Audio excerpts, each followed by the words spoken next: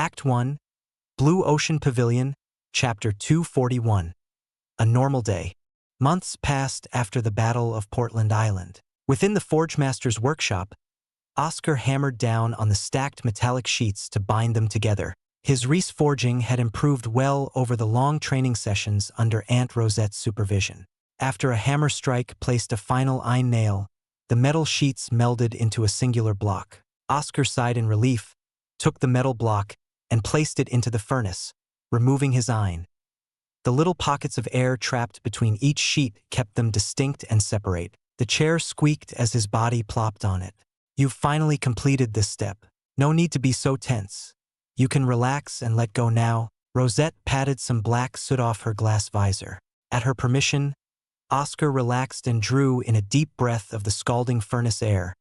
But his excitement overwhelmed the burning pain in his lungs. He leaped to his feet and shouted in triumph. Ha ha! He had not celebrated earlier because the constant training of the controlled state he needed to be in to do Reese forging had conditioned him to be impassive to any situation. For any lapse in concentration would ruin the process. No longer needing to keep his cool, Oscar laughed and shouted, clenching his hammer. Rosette's melodious chuckle rang from the side, and Oscar staggered, remembering where he was, and coughed to calm down. I'm sorry for the disrespect. Don't mind it. A celebration should also follow a happy occasion. Rosette shook her head with her hand on her head and her waist. Seeing Oscar's outburst of joy reminded her of the many times she had accomplished similar events. The happiest time was whenever she and Draven would celebrate together. The sudden sound of something popping in the furnace made Oscar and Rosette turn their heads. Rosette clasped Oscar's shoulder and said more seriously, "Celebration is over. Now is the time to twist and complete it into the form from which the armament is born." Oscar nodded and took out the flaming hot ingot.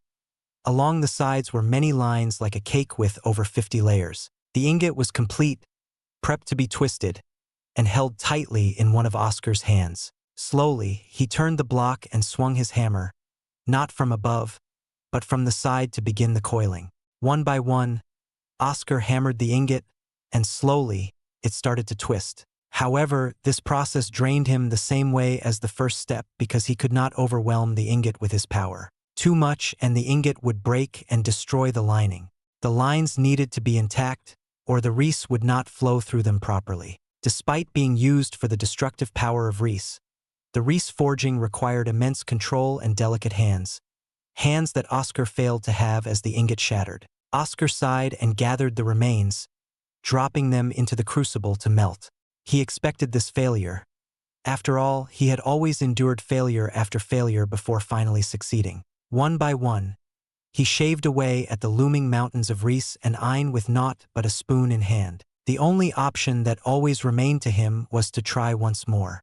"Oscar," Aunt Rosette said. "What is it?" Oscar sat on his chair.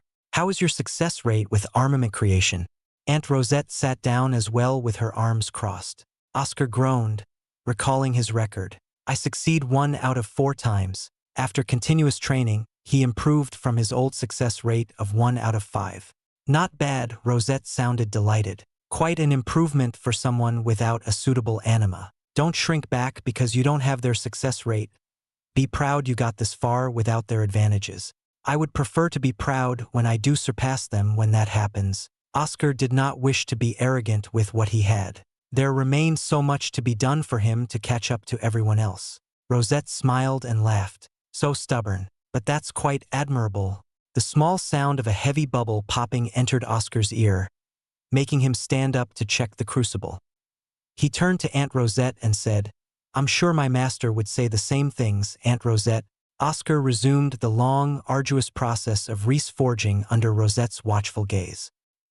He would say that even before his madness, Rosette had a hint of melancholy in her eyes, and her shoulders dropped in sadness. She saw a visage of Draven's young self, still wearing the helmet, overlaying Oscar's. "I sometimes wish I never met you."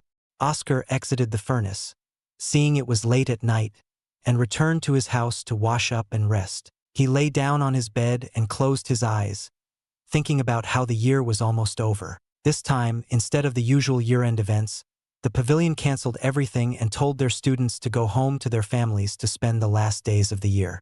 To compensate, the pavilion gave a free spell token to everyone to learn something new. Oscar used this opportunity and the rewards from Portland Island to upgrade his stone gaze to basilisk eyes and learn a new spell to help his chances of survival. However, his face turned somber. The actions of the pavilion reminded him of soldiers saying goodbye to their families. How many students would die for this? How many families would never see their sons and daughter again? Alone on his bed in the dark, Oscar felt a horrid feeling well up in his heart. The next morning, Oscar opened the door to find a cheery Serena holding her usual basket of food. "Morning, Oscar." Serena came closer and stared at his weary eyes. "Is something wrong? You have bags under your eyes." "Just thinking about the Ashen Grove." Oscar welcomed Serena inside and began to eat. Tucking her wavy red hair over her ear, Serena seemed defeated. "I'm worried too. My father sent me letters, telling me to find a way to avoid going in. But I can't back down when the rest of us are going." Her green eyes drooped tiredly. "I hope we can all make it out alive." Oscar finished his food and wiped his hands.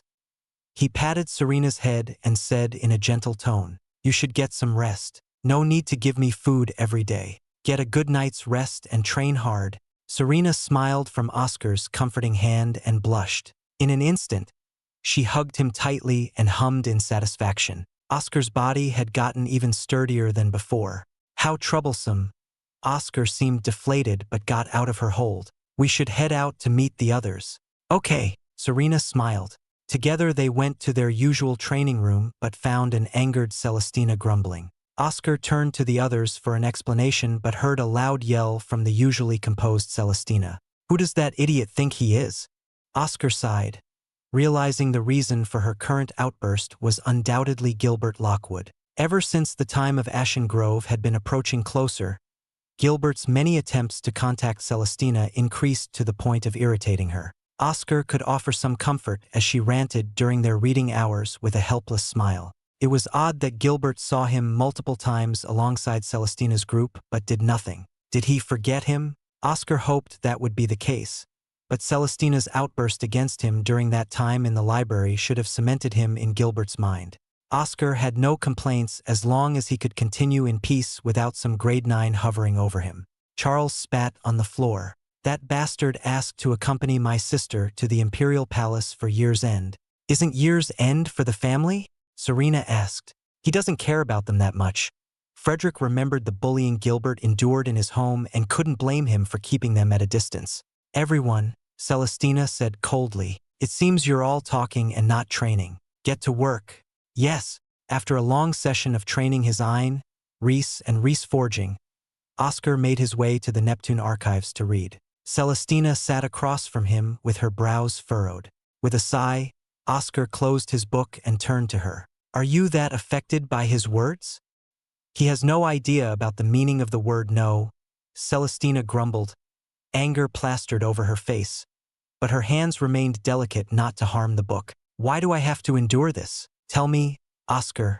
She plopped over the table with a tired expression. It looked funny to Oscar. Over time, he witnessed her becoming looser and freer around him to the point where she slumped like this without embarrassment. His own brow furrowed. He thought about what to say to comfort her. "What is it?" Celestina noticed Oscar's expression. "What's bothering you today?" Thinking about what to say to make you feel better, Oscar crossed his arms and looked up but found nothing. "PFT." Celestina chuckled and opened her book again, a small smile across her face with warm emerald eyes. "That made me feel better. Thanks." "Really?" Oscar looked annoyed. They read on for a short while because Oscar had an absurd schedule. Celestina turned to Oscar with a smile and said, "Have a good time with your family. Happy year's end." "You as well." "Happy year's end." Oscar smiled, watching the back of the princess he loved for a few moments. He remained in the archives and cleaned up his books, putting them away. Thinking about Gilbert's many attempts to woo Celestina, Oscar clenched his hands. "That's right. I will let her know my feelings after Ashen Grove." Act 1. Blue Ocean Pavilion, Chapter 242. Home once again. "Oscar." Gwenter ran toward her son and jumped to hug him in a loving embrace. "Mom!" Oscar hugged his mom back, but not too tight in fear he may break her back with his powerful arms. He lifted her in the air and smiled brightly. I'm back. Hey! Only I'm allowed to lift your mother like that. Henry gripped Oscar's shoulders, but his eyes shot wide open at the sheer toughness, like steel feeling in his hands. He moved over and took Gwen from Oscar, holding her in one hand and Oscar in the other. His rowdy laughter made Oscar and Gwen cover their ears until Gwen slapped his head to make him stop. We got your letter from before. Come, I prepared so much for you. Gwen tugged on Oscar, dragging him along to the house. Did you get the money I've been sending? Oscar asked. Even though his parents told him that they didn't need money, he still sent a good amount every so often to help his parents. We saved it, Henry puffed. You don't need to worry about us so much. That money should be used for yourself. You can take it back. Feeling helpless and delighted about his parents' selfless nature when it came to him, Oscar could only shake his head with a smile. Next time, he decided to buy things and bring them home rather than just send money. That way, there's nothing his parents can do but use the gift. While his insidious plot against his parents stewed in Oscar's mind, the smell of stew wafted to his nose, making his mouth water. On the table, his mom disregarded any notion of limits and filled it with all the foods she could make. Oscar sat down and laughed. It looks delicious. I heard you're going to some other place for a while and that it can be dangerous. Gwen bit her lips and looked down sadly. The most I can do as a mom is give you a good meal to send you on your way. Mom, Oscar felt his eyes water, and his dad's large hand covered the dome of his head. Henry patted his son gently. What's this? If you start crying now, it'll spoil the meal. Eat it with a big smile. It's your mom's amazing cooking. His hand rustled Oscar's hand. Oscar's bangs covered his eyes, and tears flowed down his cheeks. Despite the years he had been gone, all the ordeals he went through, and the hardened life of an Exalt, Oscar remained that young boy who always worried his parents. Wiping off the tears with his sleeves, Oscar smiled and said, Let's eat. Wait for a moment before you start. Gwen chuckled, recovering from her dispirited state. Not everyone has arrived. Everyone. Oscar tilted his head and rubbed his still, watery eye. Excuse the intrusion. A deep voice sounded as the door opened. Oscar's eyes brightened up, and he stood up. Uncle Carlson. The man by the door smiled and laughed, showing how healthy he had become. His hair had regressed a bit back to his black hair, and his body looked sturdy. I can't miss a meal like this. I brought mead. Come in, Carlson. Henry smacked his friend on the back and pulled out a chair for him.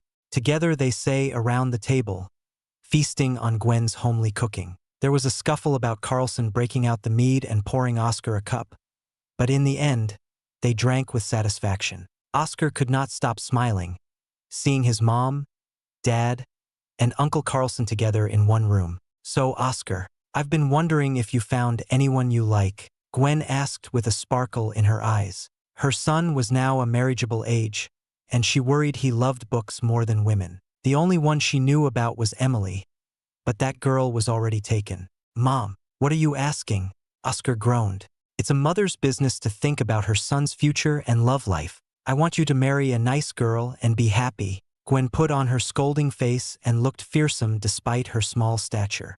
Henry and Carlson were drunk and laughed while their arms hung over each other's shoulders like good brothers. Even when they were young, they couldn't believe Gwen's straightforwardness at times, which made Henry fall in love with her. With a red face, gulping down another cup of mead, Henry said, Don't keep your mother waiting. Come one, spill it. My son can't be a stone, right? Ah, who does he take after? Uncle Carlson downed a cup. Oscar sighed at seeing the two drunkards egging him on while his mom burned a hole through him with her eyes. He rubbed his temples, feeling the effects of the alcohol, and decided to speak his mind. I do love someone. Oh, the two drunks cheered. Finally, Gwen looked happy and drew close to Oscar. Who is she? What does she look like? How close are the two of you? Ah, is it an unrequited love? Oscar felt dizzier from his mom's endless questions and staggered around in his chair.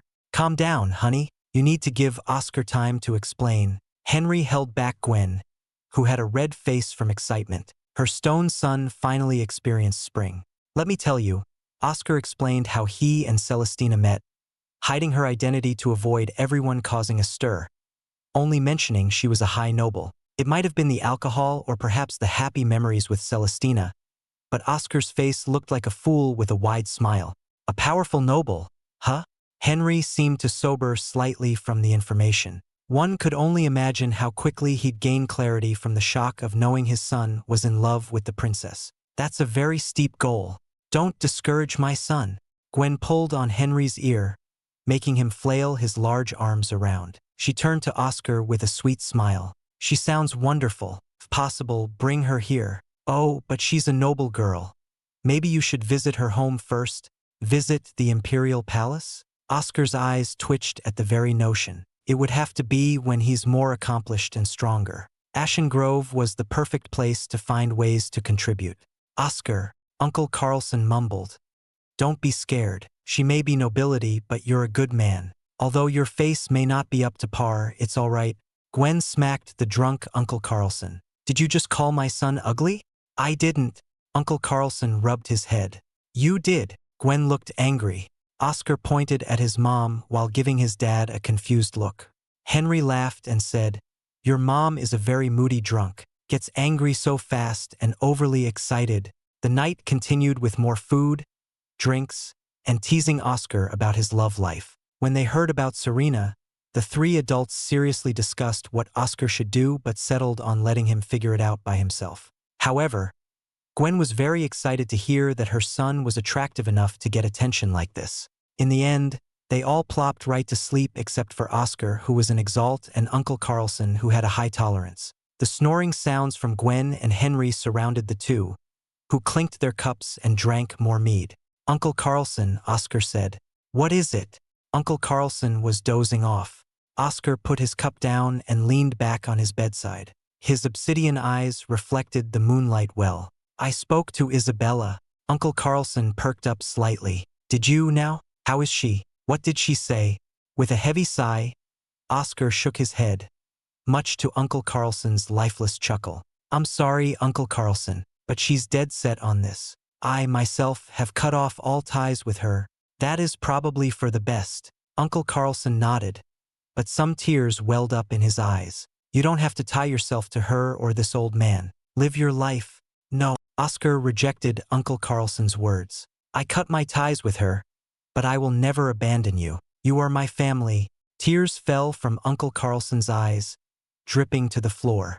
He made incomprehensible sounds from his mouth, struggling to find the right words as he was overwhelmed by his mixed emotions. Finally, after a long while, he came toward and embraced him. Thank you, Oscar.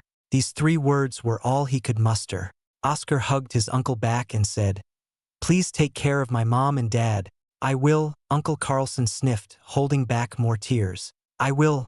The next morning arrived. Oscar exited his house, looking back at this family, who had worried expressions across their faces. He hugged them all as his mother wept. Don't, Mom. Oscar tried to console her. Leave your mother to me, Oscar, Henry said. You come back alive. Okay? I will. Oscar nodded at Uncle Carlson, who nodded back. He stepped away and gave everyone a big smile with a thumbs up. I'm off. Take care. Returning to the pavilion, Oscar leaped off the airship, feeling refreshed, but his eyes caught sight of an old man with a rake. Elder Saul. Elder Saul turned around and put up a wrinkly smile. You seem much happier than before. What brings you out here? Oscar asked brightly. Interested? There are 6 months until Ashen Grove. Follow me. Elder Saul turned around and walked away. Oscar stared blankly at the elder's back. Elder Saul was always a strange person he could never understand, but he knew that the elder always had his back in one way or another. Without hesitation, he went on to follow. Act 1. Blue Ocean Pavilion, Chapter 243, Elder Saul's March. Oscar followed Elder Saul.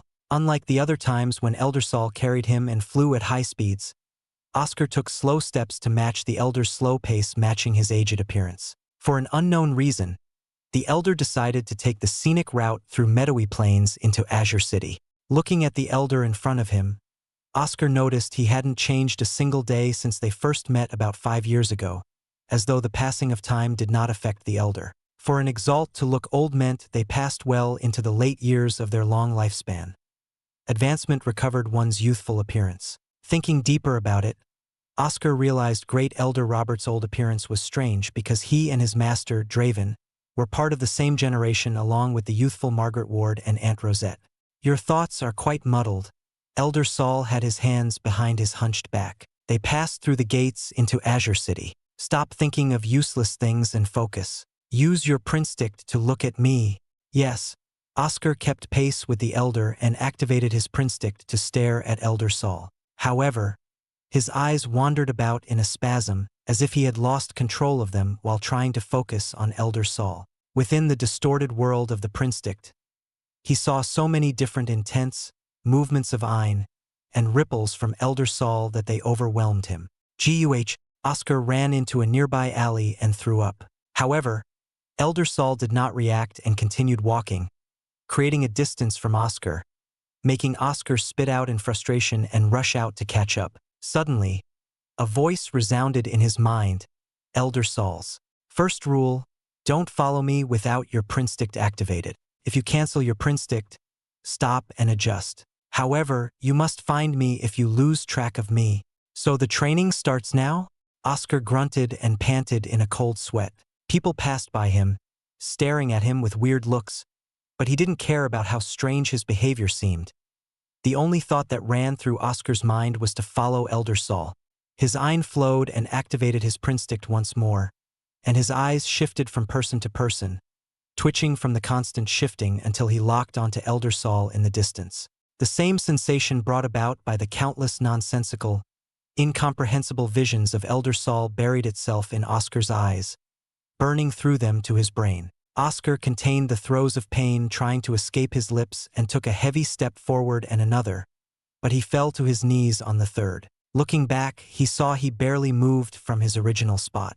This will continue until you can finally reach me. If you waste time, it will only become harder. Elder Saul's voice resounded in his mind again. An early prinstick is amazing, but you are still too immature in its use. You can run, but no Ein or Reese.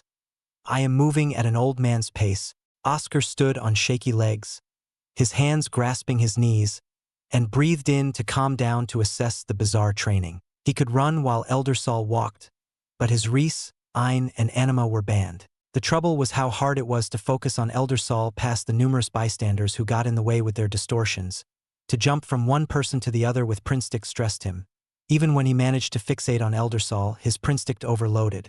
There's nothing to do then, Oscar mumbled while others slowly avoided him. His obsidian eyes gleamed, staring straight ahead. One step at a time, his eyes burned like hot magma poured into them. His back drenched wet from sweat, and his legs trembled with each step. Oscar stomped 1 foot at a time, chasing after the hunched back of the elder. Everything seemed fine, but the distance between him and Elder Saul slowly widened. With a forceful grunt, Oscar dragged his feet, but he knocked into someone and fell on the floor. Normally, his tough body should have remained sturdy, but his legs had severely weakened from the training. He said, "I'm sorry. Watch your step." A loud voice scolded Oscar loudly and angered, but no one stopped to stare and simply rushed on their way away. "What's your problem?" Oscar stood up to see a fellow student with a pissed-off look. He scratched his head with an awkward expression. It was his fault for being so focused on Elder Saul that he couldn't see the other person. With a bow, Oscar hoped to alleviate the person's anger. "Sorry, but I'm training here to maintain my focus. I did not see you coming." The person scoffed and wanted to shout more, but someone stepped in between them. She had flowing orange hair and orange eyes and stared at the man with an indifferent face. Her beauty made the man flush, and he stammered, wondering who this person was. "Sorry for my friend's mistake, but it was a simple bump. There's no need to get so fussy about it." Emily had her staff on her back, not wanting to fight. "Let it go, and we can go our separate ways." "Okay." The man had an entranced look, and he stepped toward Emily. "However, you will have to accompany me on a date." "Bastard." Frederick came from nowhere and grabbed the man's shoulder. His yellow eyes held a cold glint, and his other hand hovered over his short sword. "She's my partner. What do you think you're doing?" "Ha!" The man's face twisted in anger. However, another hand grabbed onto his shoulder, the force of which made him feel fear. Emily stared coldly into the man's eyes. What sort of imbecile are you? Why should I have to go on a date with you? Are you that much of that you have to coerce women like this? Her foul mouth revealed itself, and her eyes slowly pressured the man. The man backed off and ran away. What a spineless wimp. Emily dusted her hands as if removing the stain of touching that man. Frederick laughed. Well, you're so beautiful that people lose reason around you. Too bad for them that you're already taken. Idiot, Emily scoffed with a smile. So, OS, what's going on with you? We just arrived back from Emily's home to find you here. Sweating bullets, Frederick helped Oscar to remain steady. Instead of going to his cold family home, he joined Emily at her small home, sharing a drink with her father. However, he didn't expect to find his best friend in such a situation. Oscar patted off the dust from his clothes with a pale face. Thanks for helping me out. Elder Saul is giving me some odd training. Training? Frederick and Emily grew more curious than usual because it was the enigmatic Elder Saul. After explaining the training, Oscar looked around with a blank face. I lost him. Damn it. Where did he go? I'll see the two of you later. He rushed straight ahead to the last direction he saw Elder Saul go. Frederick and Emily sighed and smiled. We should get back to our training. There are only 6 months. Emily dragged Frederick, who smiled weakly, knowing of the torture he would endure. However, his fist pumped out toward Oscar's back, wishing him the best of luck. Found him. Oscar spotted Elder Saul in the distance but halted his feet. To keep walking without the Prince-Dict ran against the training's purpose. With the glow of Prince-Dict, his eyes faced the same dilemma, but Oscar forged his path ahead. The most troublesome part was the sheer focus it required to lock onto Elder Saul made him blind to everything else, which resulted in the altercation earlier. Oscar had to find a way to focus on Elder Saul's ripples and intent while keeping track of the regular movements of others. He often stumbled over something or bumped into someone, apologizing many times to many people. In the end, many people started a rumor about a strange person who couldn't keep his balance while walking. At the end of the day, when night fell, Oscar avoided the gazes of people who looked like they were enjoying the show. Tomorrow you will come here as well. Elder Saul appeared from a nearby alley. Wait, Elder Saul, I have a tight schedule. Oscar explained everything he trained in. The old man laughed as if he had heard a ridiculous joke. You're serious about this? All right, you'll spend your weekends here training with me all day. You can handle your other fields on the weekdays. Thank you. Oscar bowed in relief. After saying his farewells, Oscar ran to the Neptune archives. He saw Celestina there, reading her book, but when she stared at him, her lips quivered, trying to hold back her laughter. I heard you walked all over the city, she said as short bursts of laughter escaped her mouth. Oscar looked so embarrassed and spent the rest of the night reading to get it out of his mind. The next morning, Serena also could not control her laughter. The stumbling Exalt, the people gave that title to Oscar, and it reached everyone's ears. Are you kidding me? Oscar chomped on his food, chewing loudly with his teeth clanking. It's training. I know. Serena held her hand over her mouth while her green eyes trembled from tears of laughter. I hope this training is worth it, Oscar grumbled while finishing his food and peeling Serena off him from her usual hugging attempts. The time quickly passed by. Oscar focused on nothing but honing his skills. His Adamus rays reached 80% completion, leaving only his chest untransformed. The raw physical power from such muscles, together with the stored reese, made his heart feel more pain. But he trusted in Draven and Rosette's words that it was bearable until the night Exalt realm. He continued to fail at the last step of reese forging, unable to fully coil the line block around to be ready for armament creation. However, he made leaps and bounds, passing his 2-star fabricator examination and wearing the badge proudly on his chest. After training so much with Elder Saul, Oscar managed to get closer to Elder Saul, and the distance between them never widened as he learned more control. After another long training day, Oscar panted on the ground while Elder Saul watched.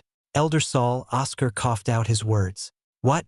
Elder Saul munched on some fruit. His old voice provided a sense of comfort to Oscar. Why are you so attached to me? Oscar pointed to himself. You gave me advice many times, and now you're training me. Interesting. It's because it's interesting. It came from a whim with me doing many things to see what would happen. But you grew well, going beyond my expectations. Elder Saul laughed. So, I'm still waiting to see what you do.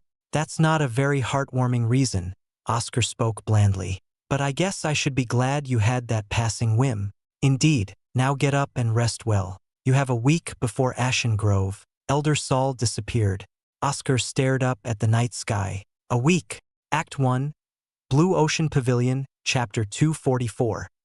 The day they've been waiting for. The time finally arrived for them. In front of the Golden Palace, known as Triton Hold, the headquarters located in the heart of the Blue Ocean Pavilion, students gathered in orderly conduct. Many had mixtures of anxiousness, excitement, and fear on their faces. Oscar stood next to Emily, Frederick, Eleanor, Philip, Serena, and Mary, his eyes fixed on the looming Triton Hold, where the pavilion made all of its important decisions, and now he stood before its gates. In front of the gate was a large platform where all the elders, judges, and proctors gathered together. The lineup on the platform made all the students stare in awe. From left to right were Forge Master Rosette Evergold, Grand Commander Margaret Ward, Great Elder Robert Levitt, Vice Pavilion Master John Williams, Record Hall Direction Austell Jones, and finally Cauldron Lord Isaac Weiss. Oscar tilted his head.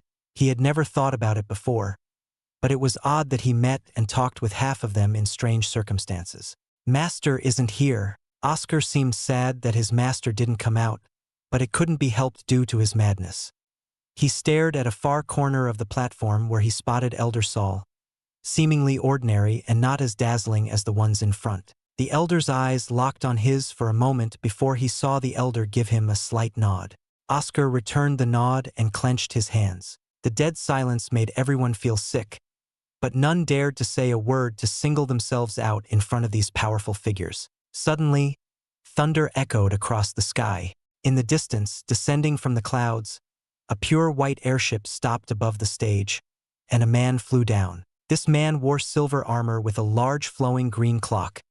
His eyes were golden, and his hair of vibrant silver, well-fitting for his handsome face. An entourage of golden guards with spears stood behind him. Seeing him, Oscar gaped in shock. This person looked like a more mature and older version of Charles. The identity of this person was obvious to all. "We greet the Emperor." The elders on the platform bowed on one knee to the Emperor, Julius Evergrant Dragner, Celestina and Charles's father, and a powerful Marshal Exalt, said to be at the very peak. Oscar instantly fell to his knees like everyone else and shouted, "We greet the Emperor." The enthusiastic cries of all the subjects did not crack a smile on the Emperor's face. He gazed across the huge crowd of students and then to the gates of Triton Hold. He spoke. Then, with a deep, magnetic voice that made one feel respect and awe down to their bones, "I, the Emperor, have come. Does the Pavilion Master wish to keep up with his jokes?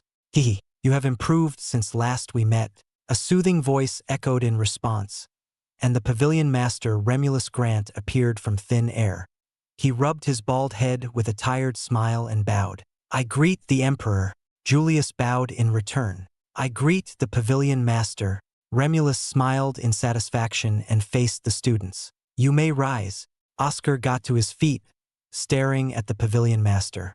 He had a cheeky thought to use his prinstick to try to see him, but quelled that desire instantly. Right now was no time to test but to listen and prepare. The Ashen Grove is finally upon us. We have gathered all the students of the pavilion together here, so we can face this trial together. Remulus's voice did not lack in volume and reached everyone. All the students in the front section are the brave elite Exalts who will fight in Ashen Grove, not just against the monsters that lurk within, but also those of other factions. Oscar saw Frederick and Emily tighten their grip on each other's hands. The nerves were getting to everyone. Now I shall explain everything. After all, why has the pavilion made the strange decisions it has? The Ashen Grove is a mystery to even us because, in our long history, we have only ventured in twice. I'm sure you've all read and gathered information on it. It's a relic of a bygone era preceding the Empire and the pavilion, and it only allows elite Exalts under the age of 25 The first time was a joint expedition between the four empires and yielded favorable results. The second time, after realizing the vast resources and treasures within, the factions decided to go their own way and fight for their own share. Of course, it was all for the benefit of elite exalts, so we did not pay too much attention to it. However, now that is changed. Remulus's relaxed kind face darkened with his green eyes full of power. The previous entry into Ashen Grove started as normal, but after the students came out, they talked about something they saw within its depths. Deeper than they ventured before, Oscar narrowed his eyes. Something in the elite Exalt-restricted Ashen Grove proved so valuable that it spurred everything into motion. He gulped from the tension. Remulus continued speaking. They discovered a divine essence. Waves of shock pounded in Oscar's head, and his face paled with his jaw slacked open. Some students who also knew of its existence had similar reactions, while others had confusion written over their faces. Oscar read about divine essences in an old book in the archives and could not believe one was in Ashen Grove. To quell the confusion, Remulus explained, "Ein flows everywhere in our world, but some places have greater and purer Ein than others. There would be rich ores, powerful exalt beasts, or great fields of high-class plants in such places. Our pavilion is on such blessed grounds to allow our students to have a slightly faster progression and accumulate better resources. A divine essence can turn a desolate wasteland into a divine land of Ein that outstrips our own." Remulus's words made everyone forget to breathe, but he continued. "Not only that, the divine land affects the people, increasing the chances of their children possessing Exaltia. Now, do you understand why we have placed such importance on Ashen Grove? If we obtain the divine essence and transform our brilliant Drake Empire into a divine land of Ein, our exalts will progress faster, our resources will overflow, and more exalts can be born. Students, you all have a great burden to bear. You must travel into the twisting lands of Ashen Grove and retrieve the divine essence." Remulus projected an image of a small flower with 7 petals, each containing one of the rainbow colors. This flower was the divine essence. The other empires must not take it. This battle is one for the survival of the pavilion and empire. The students remained silent, stunned by the pavilion master's words. The reality of the situation finally clicked, and the pressure built as their hearts sank. Oscar bit his lip to calm himself, barely holding it together. "I ask you," Remulus shouted, "are you not students of the pavilion?" The students said with shaky voices, "Yes." "Are you not proud elite exalts who have proven themselves?" "Yes, we are," the students replied with more volume. "Are we all not children of the brilliant Drake Empire? Will we abandon it in its time of need?" Remulus shouted. "Yes, we are." The students gave a loud cry.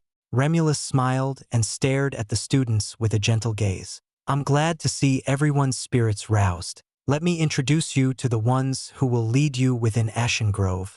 First, we have Charles Anholt Dragner. Though he is a middle elite exalt, his leadership abilities, tactics, and royal blood make him the ideal subcommander. Charles stepped forward to the front of the platform, nodding at his father, who nodded back. He beat his chest, placing his fist over his heart, and shouted, "I, Charles Anholt Dragner, Prince of the brilliant Drake Empire, accept this heavy role and will fulfill it to the best of my abilities." Second, Gilbert Lockwood, the sole grade 9 Exaltia in many years. His prowess in battle and overwhelming force have become famous. He is appointed as the second subcommander. Gilbert stepped up, showing his handsome face with blue hair and eyes and causing a stir amongst the students, who cheered loudly for Gilbert. Off to the side, Oscar could see Aurora Bellwood, Isabella, and others cheering the loudest. Though he didn't want to admit it, having Gilbert as an ally was more reassuring than having him as an enemy. "I, Gilbert Lockwood, a direct disciple of the great elder, accept. May the pavilion live forever." His voice instilled confidence in everyone but Oscar and the others. If Gilbert was only a subcommander, it was obvious to Oscar and everyone else who the commander was. Lastly, Celestina Lovra Dragner. She will be the supreme commander, and the burden is heaviest, but she has proven herself the most suitable. Celestina drew in a deep breath and exhaled. She opened her emerald eyes and walked to the front, smiling at her father, who had a slight smile on her face. Her eyes gazed over the crowd to where she spotted her friends. Holding her rapier out, pointed toward the sky, Celestina spoke with a fearsome resolve. For the brilliant Drake Empire. For our home. For our home. Everyone cried out. The divine essence is the priority of this undertaking. But there are also many resources in Ashen Grove. Remulus flicked his wrist, and a small black orb appeared in front of Oscar. Oscar's eyes widened further from shock. This black orb was the near-impossible item to buy, the space pocket. These space pockets are precious and are on loan to everyone participating in Ashen Grove. Store your items and anything you gather in there. Oscar quickly flowed his eye into the space pocket, and he felt a vast emptiness within it. He removed his bulwark and placed it by the space pocket. It instantly vanished, but he could feel the bulwark in the vast space within the space pocket. The space pocket sucked in his entire backpack like a hungry beast. Now look to the skies. A massive airship descended. It did not look like a ship but closer to a fortress with its thick metallic plates and fort-like structures. An entire army of a soldier appeared and bowed below. Julius's voice rang through the air. To all my subjects, may fortune be with you. Margaret flew onto the ship and shouted. Everyone on board. The ground beneath Oscar quaked and started to levitate into the air, ascending to the fortress airship. He turned to catch a glimpse of Aunt Rosette, who gave him a small thumbs up. Ashen Grove. Oscar exhaled and opened his obsidian eyes with a cold glint. Bring it on. Act 1. Blue Ocean Pavilion, Chapter 245. Drawin Island, home of Ashen Grove. The fortress airship flew through the sky.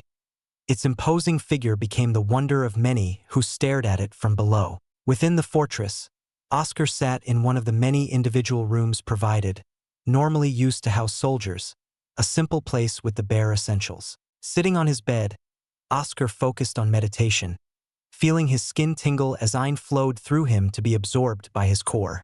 Not enough. Oscar opened his eyes and sighed at the current state of his core. It had been a while since his initial advancement into the lower elite Exalt realm, but he had stagnated, unable to feel the lull of the middle elite Exalt realm.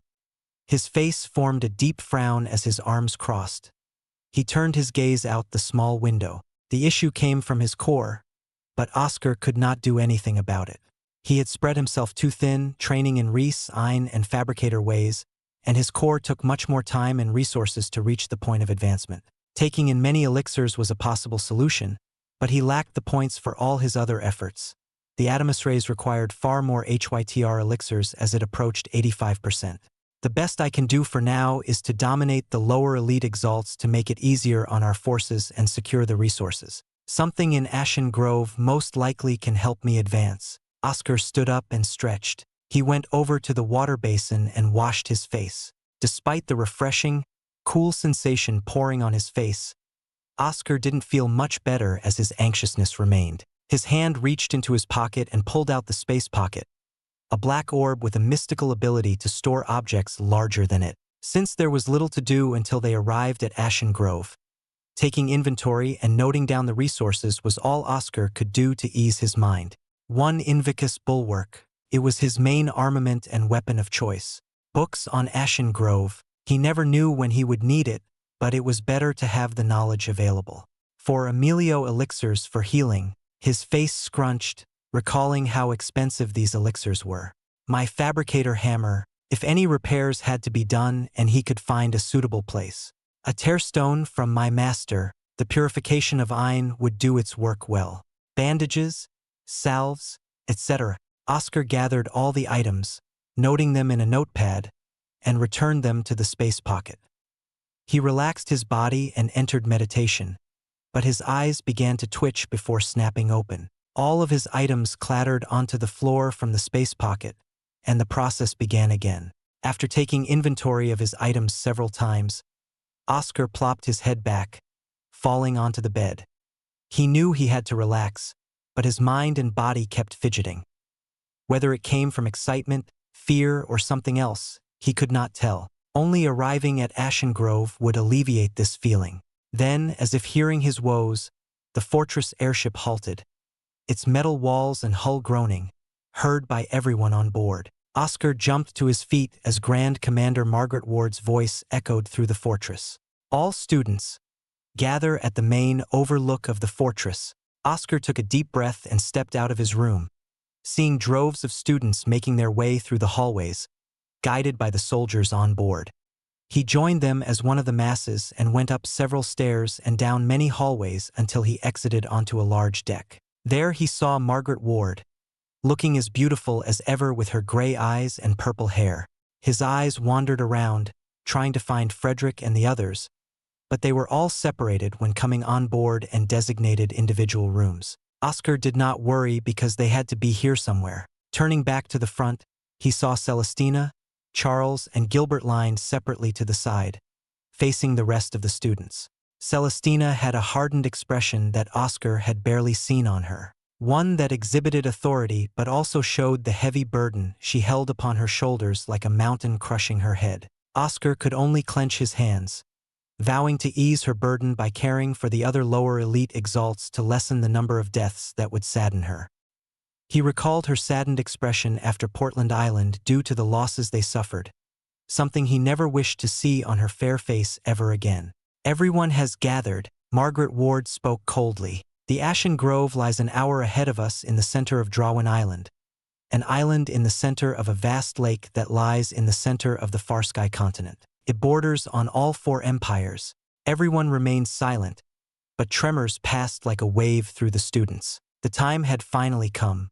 When we encounter the other factions, do not show any weakness. Show them how the Blue Ocean Pavilion is far superior to them. Margaret stomped her foot with her chin pointed up in pride. Behind her, a large map unfurled. This is a map of the last time we entered Ashen Grove. The place itself is a shifting maze that always changes and unveils new secrets and locations. But it's all confined to this shape and has 3 regions. The outer region is mainly for lower elite exalts, the middle region is for middle elite exalts, and the inner region is for greater elite exalts. There is a unique rule in that a higher realm exalt will feel heavy pressure if they stay within a lower region. Under Celestina's command, you must go toward the center where the divine essence is located, the large temple in the center that never changes, which opens on the final week. Margaret clicked her feet together in a military stance. She turned to Celestina, who nodded and stepped forward. Celestina stood firm like a heroic goddess of war, her emerald eyes radiating a deep ferocity. There are several gates to enter the Ashen Grove. As per the agreement between the 4 empires, each faction will take a gate equidistant from the others. The responsibility of the ones in the outer region will be to secure a base around our gate and get all the resources. Those in the middle region must map and secure a retreat path to link the inner and outer regions. We will set up defenses and leave some behind to safeguard our gained territory. Once all the preparations are set, we all converge into the center. Her eyes dropped for a split second, but her voice carried on with a strong will. I realize it is asking for a lot, but any extra person, even if they are lower elite exalts, can help us tip the scales in our favor. But that is what must be done. Can I rely on you all? The students, including Oscar, cheered with a resounding yes. Celestina nodded. She stepped forward and said, I wish to shake all of your hands as thanks for your bravery. One by one, she shook the hands of her fellow students, even Isabella and Aurora, who had complicated expressions on their faces. Many blushed, while others felt tears welling from their eyes, moved by the princess's actions. When Oscar saw her approach in front of her, he stuck her hand out with a smile. Celestina shook his hand with the same flat smile, but Oscar could see a hint of gentleness in her eyes, and her lips slightly curled up for real. Then he felt something crinkle in his hands. She was passing him a note before ending the handshake and moving on. Oscar held the note in his fist, not wanting to open it to avoid prying eyes. The strangest thing was after Celestina hugged her brother, Charles, and went toward Gilbert. Her hand moved like usual, but Oscar could tell she was acting stiff. Gilbert accepted Celestina's hand with a wide smile, but she quickly pulled away before he exceeded the same amount of time she had given to all the others, leaving him sighing helplessly. Oscar also sighed internally, thinking about how this guy could still be so casual before such an important event. The time slowly ticked down until, finally, an island came into view. Oscar noticed how the island had no trees, only a lawn of grass, as though someone had been tending to the place not to let the grass overgrow. Looking up, he also saw a small tower in ruins. The skies quaked, and 3 other airships arrived. They were the same Fortress-class airships but bore different flags of their respective empires. Oscar tensed up with a darkened face. Their rivals had arrived. "What a shame that you arrived in time," a cheery voice of a young woman resounded, followed by the bestial roar. From one of the fortresses, a woman with white hair tied in a side ponytail and bewitching hair of red eyes rode a scarlet-feathered and furred griffin into above the tower ruins. She turned to the Blue Ocean Pavilion's ship with a sweet smile that made many students' hearts ache, even the stalwart Celestina. Oscar frowned, but he could not get the image of the beautiful woman out of his mind. Humph! Margaret Ward unleashed her eye, washing away the aroused feelings that stirred in her students, and flew out. "You dare to bewitch my students? Does the Undying Flame sect wish to lose their left flame?" "Maggie, it's been a while." The white-haired woman got off her griffin and floated in the air, wearing a free-flowing red dress with a slit on the side, revealing a portion of her smooth, tempting thighs. Still quite a stickler for rules. Diane Claude. Margaret narrowed her eyes. "Still playing at such foolish games because you're so weak. If I recall, I made a mockery of a few of you when we were students." Diane laughed haughtily. Margaret smirked. "I recall one person smashing your face in without a care. I only wish I recorded that moment to show everyone." Diane's face tensed as her red eyes twitched, but then a faint blush appeared on her cheeks.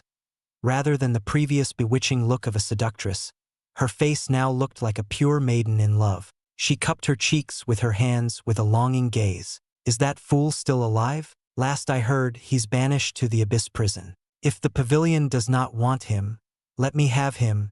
"Shut up, you piece of trash." Margaret stared coldly. "He's staying, and not with some slut like you." Oscar stared at this exchange with a weird face. From what he could tell, this woman, Diane, was also in love with his master, Draven, like Margaret Ward and Aunt Rosette. Just how incredible was his master to be able to attract those 3 without even showing his face? "Ha!" Diane made an arrogant face, and her eye burst out. "This exchange has been entertaining, but it's almost time to start." Another eye washed over them, coming from a man dressed in a fine black military trench coat that reached down to his feet, buttoned up from the waist with black pants down his legs. His face was handsome, with a bed of black hair and orange eyes, wearing a pair of glasses. "Yusef Gradvor. It's been a while." Margaret Ward narrowed her eyes. The Earth Corps Academy had sent their 3rd Mountain Headmaster to oversee their forces. "Hello to Ms. Ward and Ms. Claude." Yusef bowed with respect and stared at the last fortress ship, speaking in a sharp voice. "Is the Thousand Storm Palace not willing to show themselves?" Please don't speak so loudly. I just drank away." A skinny elder dressed in green robes with a white rope tied around the waist stumbled in the air, holding a bottle of alcohol. "This alcohol is too good. Got it from the Master of Storms." The other 3 martial exalts had ugly expressions on their faces. This elder before them was their senior but also the most unpredictable person who drew everyone around them into trouble. One of the 4 storms, Elder Rancyclos, the first storm. As they stared at the elder warily, the tower began to hum as 12 massive gates floated up from the air. Margaret flew to the one in front of the pavilion's airship and sent forth a massive amount of iron, as did the other 3 elders, equally distant from each other. The gate began to hum and flung open to show a swirling blue portal. "Go!" Celestina jumped ahead into the blue portal, followed by everyone else. Oscar leaped in and felt himself being washed away down a rapid stream and drowning until he finally fell out of the gate and saw a vast forest of assorted greenery with green lights spilling from above. He finally made it into Ashen Grove. Outside, Margaret reached out to the blue swirl but felt a counterforce burn into her hand, forcing her to withdraw. It had to be an incredible power to force a powerful martial exalt to retreat. She looked on with a darkened face. "It's up to you all." Act 1. Blue Ocean Pavilion, Chapter 246. Grove Keepers and Ruins. Oscar gazed around the vicinity. There were several overgrown vines wrapped around ruins of buildings and structures from time immemorial. But the most prominent was the large gate that stood before him, an incredible wooden structure laid in an arc format with a blue swirl. If anyone wished, they could exit at any time, but doing so before finishing the task would mark them in disgrace and live on in shame. Around the area, Oscar only saw a vast forest that reminded him of the spiraling willow forest, but without the vast darkness that permeated each inch of its area, replaced by a soothing verdant light. Tranquil. The only word Oscar had for this place was the feeling of tranquility that permeated the air, and even the other students began to relax their tense faces once entering this place. He gazed around and saw Celestina waiting at the front, observing their surroundings and waiting for everyone to come through. After all the pavilion's efforts, they reached around 500 elite Exalt students just in time for Ashen Grove. However, Oscar felt even 500 elite Exalts might not be enough for the daunting goal ahead. Oscar unfurled the note given to him by Celestina during their handshake to find out what she wanted from him. Oscar, I'm sorry for putting this on you, but with the power of Reese and Advanced Prinstict, you are one of the best lower elite Exalts in our forces. I want you to help out our other lower elite Exalts. Please be careful and take care of yourself. I know you will be a great asset when the time comes. Oscar stared at the words on the note, written in Celestina's handwriting. He sighed at the large task given to him, but it was what Celestina wanted. Frederick and the others had already advanced to the middle elite Exalt, so he was left alone as they had to go into the middle regions of Ashen Grove. Oscar groaned at his bad fortune, but someone came to him. Oscar, what are you planning to do? Austin came up to him. He was still in the lower elite Exalt realm due to his blank period in prison and time spent in military training. Let me accompany you, Oscar laughed. It's going to be a tall task. I hope you are ready for it. Don't worry about me. Austin rubbed his eye patch. I'm ready for anything. Once the last of the students stepped through the portal into Ashen Grove, Oscar glanced at Celestina, who stood atop a large boulder to address everyone. The gates cannot be destroyed, so there is no fear of anyone cutting off our retreat, but it will be hard if others claim the area around our gate. The lower elite Exalts shall remain here and gather as many resources as possible. The others will push onward with me. Celestina stared ahead, but not before glancing at Oscar, who nodded. Ashen Grove remains open for 1 month, and the temple will open itself in the last week. Most of us must converge on our base in the inner region for the last week. Some will remain behind to defend. Set out, Charles shouted. Gilbert rushed ahead with an entourage of other greater elite Exalts.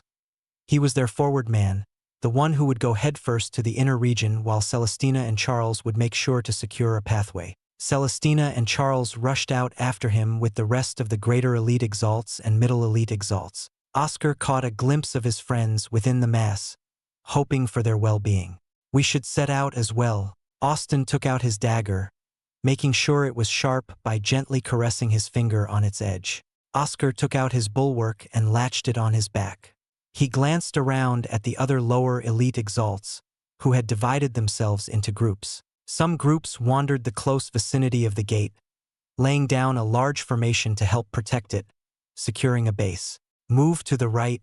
Oscar rushed into the verdant lush forests of Ashen Grove with Austin behind him. After a short sprint, Oscar came upon a set of ruins wrapped in overgrown vines, but their stone structures could still be seen. This structure was not on the map, but Margaret Ward mentioned how the places changed each time, except for the temple in the center.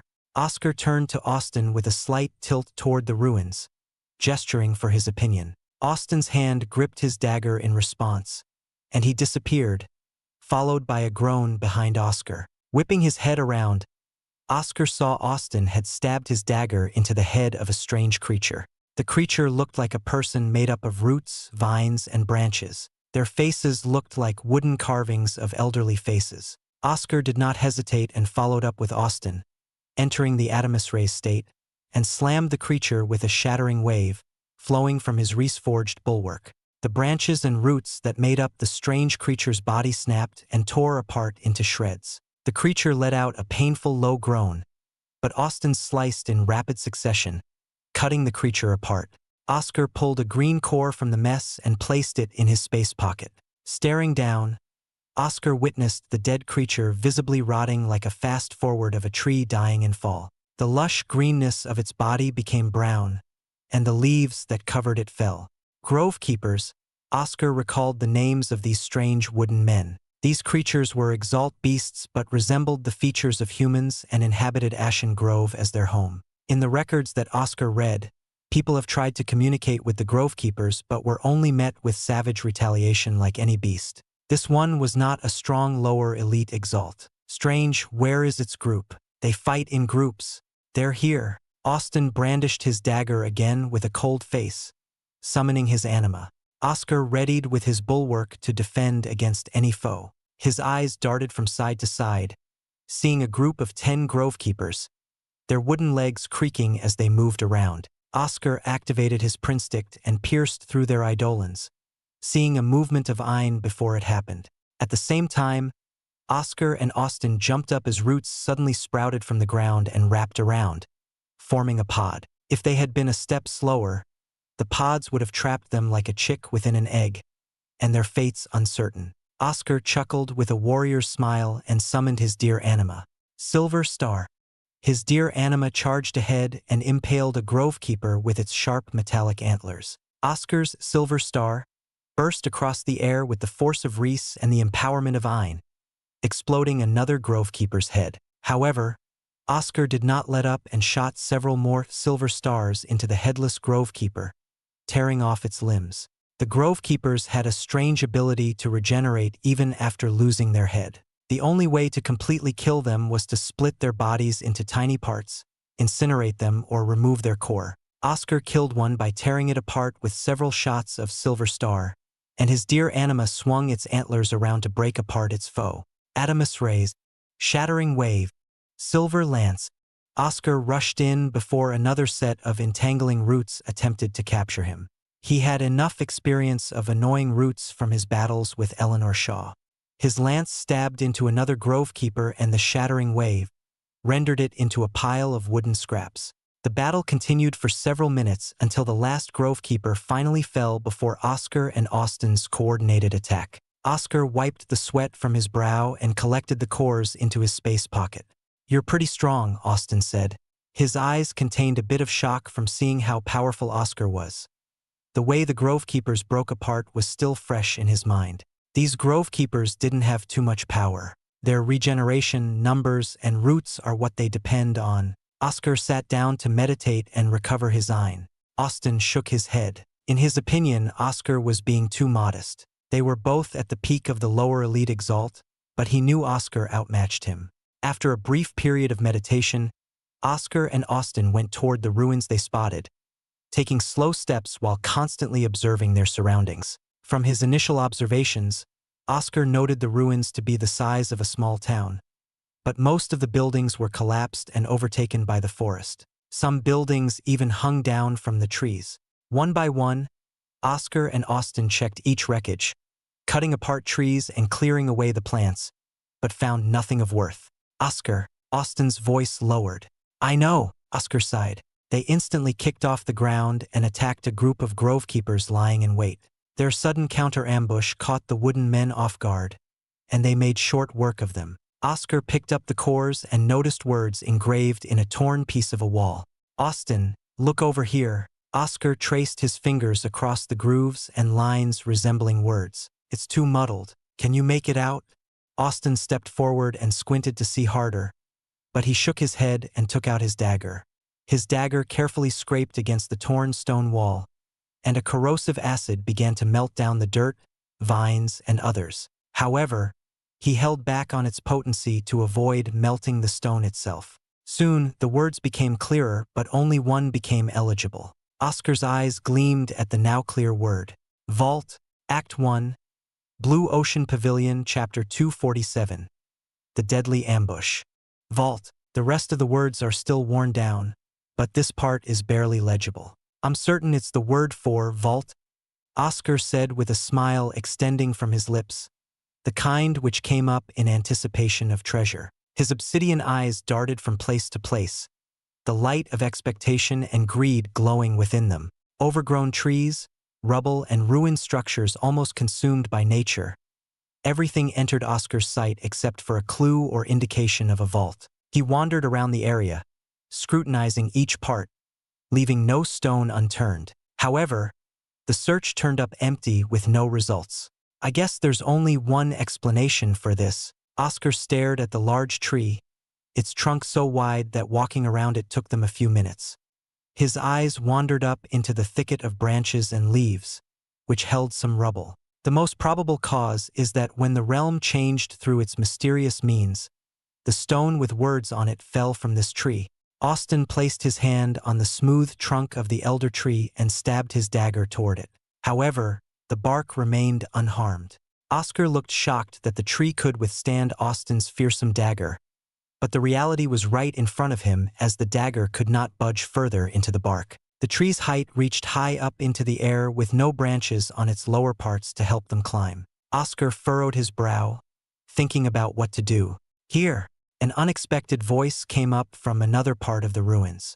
Oscar and Austin snapped their heads around with a dangerous glint in their eyes and quickly went into hiding. Oscar turned to Austin with a nod and gestured with his hands, telling him to move forward. Whoever these newcomers were, they arrived from the opposite direction they had.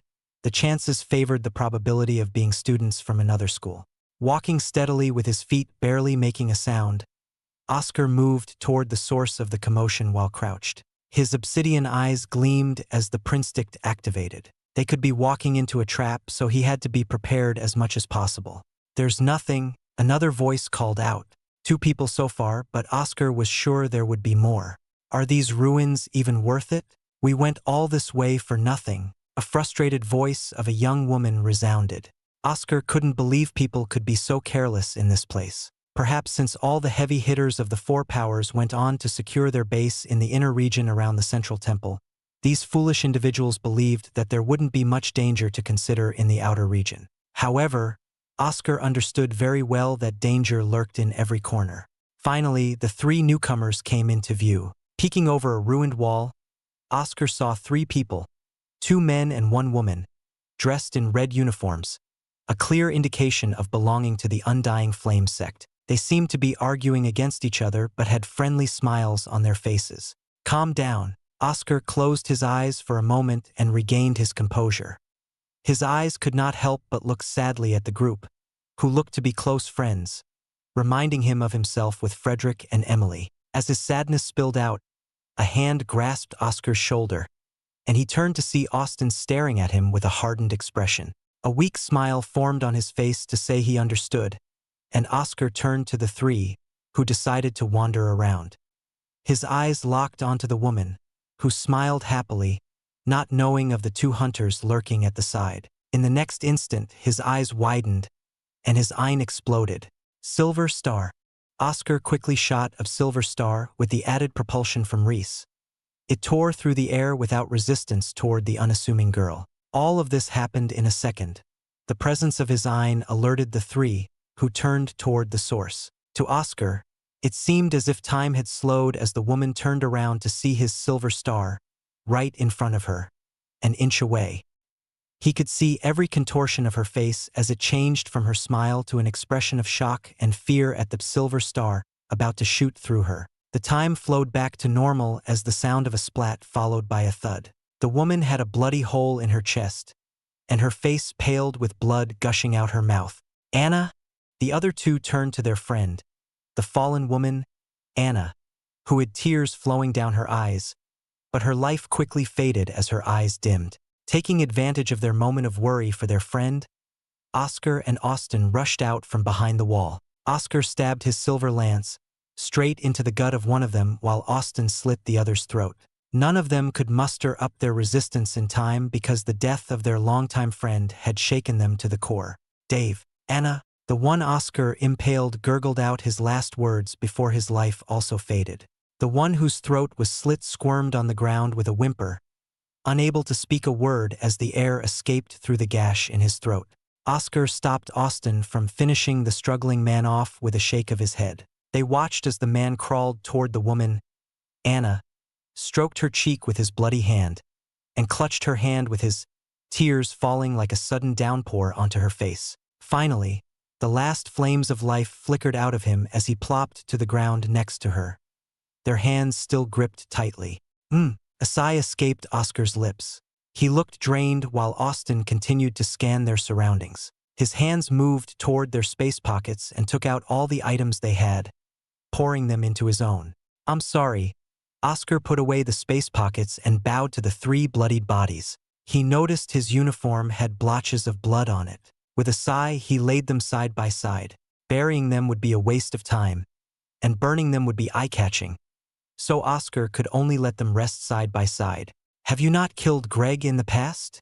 Austin asked as they went on their way back to the large tree. He saw Oscar's actions of caring so much for the enemy as strange, even before killing them.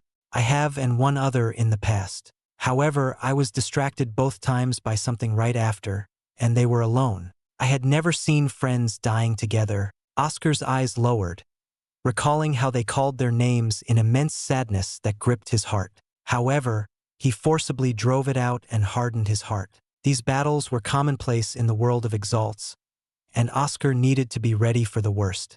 "I don't think the enemy would show you the same respect," Austin said coldly. "That is true. However, I believe it is the right thing to do." Oscar stopped and stared at the large tree where he believed the vault was located. "I'll think about all the unsightly things I've had to do after Ashen Grove is over. For now, let's focus on surviving and gathering treasures. As long as you understand, though we are students, we are also soldiers by extension for this mission. Do not forget." Austin crossed his arms and stared at the large tree, contemplating a way to climb. Oscar frowned. "Don't worry, I understand that. Let's find a way up." However, he couldn't get the image of those three out of his mind. Their happy smiles ended instantly. The same could happen to him and the others. Oscar clenched his bulwark as veins popped out of his hand. He would never allow that to happen. "There's no easy way up," Austin said. "Should we abandon this vault? If it's this hard to climb, then others should have the same issue." Oscar tapped his fingers on a stone pedestal with a frown. Their gains right now were the cores of the Grove Keepers and the items from the three fallen Undying Flame sect members. It could be considered a worthwhile venture since they eliminated a few enemies. However, with a great treasure trove potential up in the trees, it left a sour taste in his mouth to leave. But it was more foolish to gripe and waste time when they could do something more productive. Oscar sighed and nodded. "Let's go to other places and return to base before nightfall." "Okay." Austin nodded with a thin smile. Oscar departed from the ruins, but not before glancing at the large tree that loomed over the ruins. He scoffed with a promise to scale that eventually. The day slowly passed by. Oscar and Austin were a fearsome two-man team, moving around carefully and dispatching several powerful lower elite Exalt beasts, collecting their cores and body parts until they made it back to the base surrounding the gate. They did quite a lot of work. Oscar noticed many white tents and tables with bonfires roaring, surrounded by a large stone wall with watchers on top. When they approached the campground's entrance, several students brandished their weapons and faced them. "Calm down." Oscar held up his hands to show his compliance. "I am not a spy or impersonator. I am Oscar Tur. You will agree to a test." One of the students had a stern expression. "Of course." Oscar nodded. Then another student came forward and formed a bubble of Ein surrounding her and Oscar. He noticed this bubble had placed some directive to tell the truth in him, something he could easily resist but that would needlessly alert the others. "Drink this Grade 2 Truth's Air Elixir and answer my questions." The student pulled out a black vial from her space pocket and tossed it to Oscar and Austin. They downed it and answered all the questions. The woman nodded and said, "Thank you. Sorry, but we have to be careful." "It's understandable." Oscar smiled in response. "You have an important duty to fulfill, and it would be disrespectful to reject the test." Oscar passed through the entrance and felt his body pass through a thick film of air like his skin was squeezed. The formation, created by several students focusing their Ein in central points to link up, had allowed them through. At the central grounds with the large bonfires, Oscar found several students resting and eating as they chatted. "This could work," Oscar mumbled, and Austin immediately understood what he was thinking. Jumping on top of a table, Oscar shouted out to the gathered students, "I need someone who can help us scale a large tree. Its bark is smooth and hard, impenetrable, and the branches are too far away for us to reach." Seeing the other students frown as they apologetically shook their heads, Oscar sighed. However, someone approached him, a familiar man. Eric? Oscar recalled the man's name. Long time no see, Eric Miller smiled. Act 1. Blue Ocean Pavilion, Chapter 248. Climb the Tree. Eric Miller. Oscar recognized his once foe in the free duels, who had a grade 5 Exaltia core with a gauntlet anima. However, he had not seen Eric in a long time after Gilbert's match against Leon Richer. In the years since then, Oscar saw Eric had not changed much, still a bit shorter than the average, with a slightly plump body with curly blonde hair. Oscar smiled and reached his hand out. Good to be working with you. Hee likewise. Eric shook Oscar's hand and then held his hand out to Austin. Nice to meet you. I am Eric Miller. Austin shook Eric's hand for a short moment with an indifferent look and returned to standing at attention. Don't mind him. Oscar noticed Eric's irked expression at Austin's coldness. He's like that, but not a bad guy. Follow us. We can discuss the details in a tent. The campgrounds had many white tents for anyone to go in and rest. Inside one of them, Oscar sat down on a thin mattress, barely elevated from the floor. Before getting to the main topic, he decided to find out more about Eric to get a feel for how well they could work together. Is your elemental spark of the fire discipline? Oscar asked. That's correct. Eric pulled out some food and offered it to Oscar and Austin, who were hungry from a long day. They ate well together as they bombarded each other with questions. What about Emily? Oscar teased. Eric seemed to have been hit by an invisible uppercut as his back arched backward and his head snapped back. Frustration contorted his face, and his eyes trembled. I'm mad I can't be the one, but she looks so happy with Frederick. So, I backed off. The sight of Eric struggling to hold back his tears reminded Oscar of Serena's saddened expression when he rejected her. Embarrassed at himself for bringing up a sour topic, Oscar decided to get into the real topic. We found a potential place where precious resources and treasures might be. However, we can't confirm it because it's on top of that large tree, Oscar explained while Eric listened and Austin munched silently on his food. We need to climb to the lowest branch. I understand, Eric nodded, his plump cheeks shaking. If the tree is as big as you say, it may be possible for me to climb it, but taking the two of you along for the ride may be a stretch. Hearing this, Oscar was not surprised because it was within his expectations. We can help give an initial burst, but the rest is up to you. That sounds like a plan. I'm in. Eric placed his hand in the center. Oscar laughed, put his hand on Eric's, and gestured for Austin to follow suit. The cold, indifferent soldier frowned and placed his hand on Oscar's, and they shared a hurrah for their fortunes tomorrow. They split up and went into their selected tents to rest away the night. Going out at nightfall was extremely dangerous, even for them, and traversing through Ashen Grove was exhausting due to the many dangers that lurked within. The first day of the long month was coming to an end. Inside his tent, Oscar took out his inhibitor and let out a hiss as the nerve-pinching pain reverberated through his body. After the pain subsided, Oscar shakingly took out everything in his space pocket to organize. A heaping pile of cores, shells, claws, and more blocked his tent entrance. Maybe it's better to have a space pocket for each one. Oscar picked up one of the space pockets he looted from the Undying Flame sect members and stored all of the cores in it. In another space pocket, Oscar forced all the Exalt beast parts and vials of their blood. Next, he stared at the various vials of elixirs and the armaments. A grade 2 halberd, bow, and sword. It would have been annoying to fight the three with arrows raining down. Oscar placed his fist atop his leg, leaning his cheek on it. Even though he had confidence in his and Austin's powers and knew the enemies were weaker, nothing was certain in a battle between Exalts. The best method is to kill them before they can do anything, but I can't be sure that would be the case every time. He placed the armaments into another space pocket. His Invicus bulwark would remain on his back. Next, Oscar glanced at the elixirs, trying to identify them. Some more Emilio Exilers, good for healing. A few grade 2 elixirs for tougher skin for better defense. A few for a speed boost, Oscar pondered.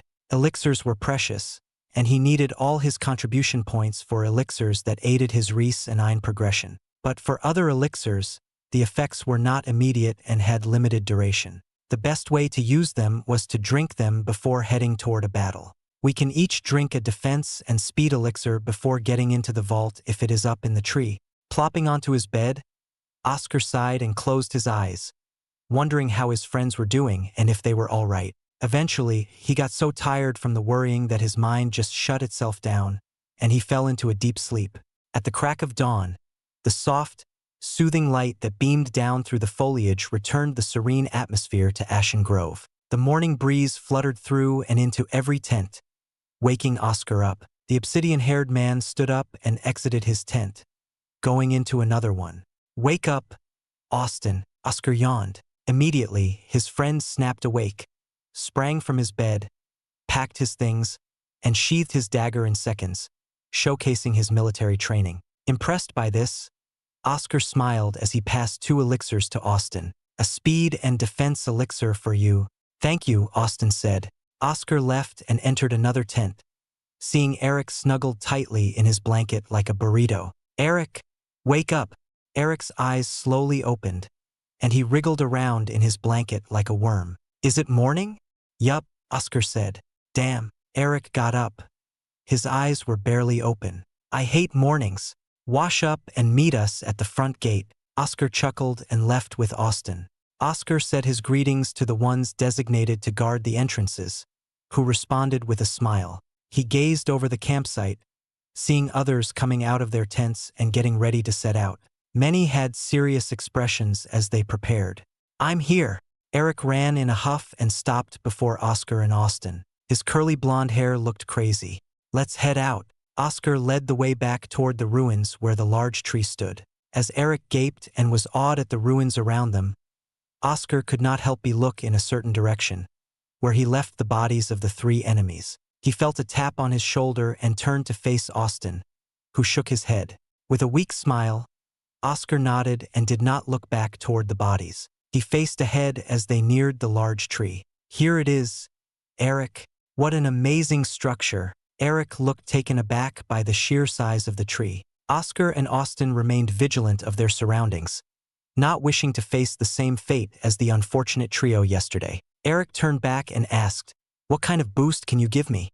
Oscar squinted and held his hand above his eyes, narrowing his vision to see further. "I can get all 3 of us up maybe a third of the way." "A third? That's impressive. But I don't know if that's still viable." Eric frowned. "If we can get a 1/10 of the distance away, I can make it work." Austin chimed in. "Let's try it." Oscar felt it was pointless to keep theorizing. They'd be wasting time and allowing others to find them if they did not start. With a single thought, Oscar summoned his dear anima and rode it. "This will be awkward, but you must grab tight." Austin showed a slight twitch in his eye, but he nodded and clung to one of Oscar's shoulders. Eric followed suit and grabbed the other shoulder. Oscar frowned from the increased weight but felt his calculations were still fine and started the process. His dear anima ran back for a running start and bolted with tremendous speed, leaving a dent in the ground. Oscar hopped onto the dear anima's antlers while the other 2 clung tightly. 85% of his body already had the Adamus rays active, and he charged up his Ein into his feet. He kicked off his anima, shattering the antlers into pieces, but he soared into the air after releasing all of his Reese and Ein to propel him. Once they reached about a third of the way, Oscar felt his momentum slowing, and gravity would bring them down soon. "Eric!" Oscar switched spots and clung onto Eric, as did Austin. Eric unleashed his Ein, and fire beamed out of his feet. His gauntlet anima also manifested and grabbed onto his clothes. Flames came out of their openings, similar to his feet. The 4 streams of fire allowed Eric to fly up with Oscar and Frederick. "It's working!" Eric shouted in excitement. "Keep it up!" Oscar shouted through the roars of the flames. This method of flying was not sustainable as Eric's Ein was quickly depleted. Finally, they could see one of the branches, very large and full of leaves. "I can't hold it," Eric said as the flames from his feet and anima started to flicker, trying to squeeze out as much of his depleted Ein. Oscar took out his bulwark and threw it with all his might. Austin got it. Before the bulwark was out of range, Austin placed a dark circle on it, which sprouted out into a dark tendril. As the bulwark reached its maximum length, the tendril moved and wrapped itself around one of the large branches. I can't keep it up forever, and it's out of my range, so it's running on all the iron I put in it, so pull. Leave it to me. Oscar pulled on his thread and climbed up. His climbing speed was something to behold, which shocked Eric and Austin. In mere moments, they arrived where the bulwark was hanging by a dark tendril. Having recovered some of his iron, Austin grabbed the tendril, flowing more of his iron into it to strengthen it. Oscar climbed up the tendril and reached the branch. It was so wide that Oscar lay down in exhaustion. Austin and Eric dragged their feet before lying down as well. We made it. Now let's find that vault, Oscar groaned. Rest first, Eric grunted. Act 1, Blue Ocean Pavilion, Chapter 249. The Wonders of the Tree. That was too close. Those were Oscar's thoughts as he meditated to recover from the unreasonable, drastic, and idiotic attempt to climb that somehow worked. If any portion of their climb were off, whether it was the timing, duration, or length of their respective abilities, they would have plummeted straight down. His heart beat uncontrollably, recalling how Austin's dark tendril almost didn't reach the branch. Putting aside his worries about what could have happened, Oscar opened his eyes to get a clearer view of him. The branch he rested on was wide enough to fit him, Austin, and Eric on it, and extended out so far that Oscar was sure it went past the borders of the ruins. The size wasn't the only thing that attracted his curiosity, as his hands felt a patch of grass and dirt.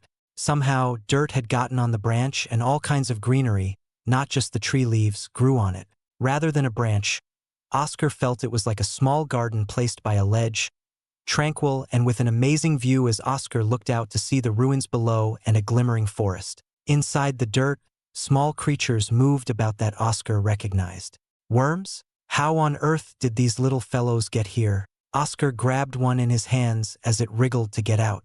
The worm was plump and long, indicating how healthy it was. After briefly observing the creature, Oscar placed the worm back to burrow in the dirt. Is this a tree or a mountain with many cliffs and ledges? If not for the large leaves, I wouldn't be able to tell. Along the branch were protrusions that connected to a large green leaf, some having pools of water within them where Oscar could see tadpoles and frogs. He grabbed one of the leaf's stems and tried to pull, but even with his incredible strength, it remained unmoved. The leaf was so strongly connected to the branch that pulling it made Oscar feel he was pulling the entire branch. "What are you doing?" Austin asked as he cracked his wrists. "Trying to pull this leaf off. This tree is unique. I wonder what it's called." Oscar answered with a smile and looked at Eric, who stood up on his stubby legs. "Are we ready to move on?" "Ready."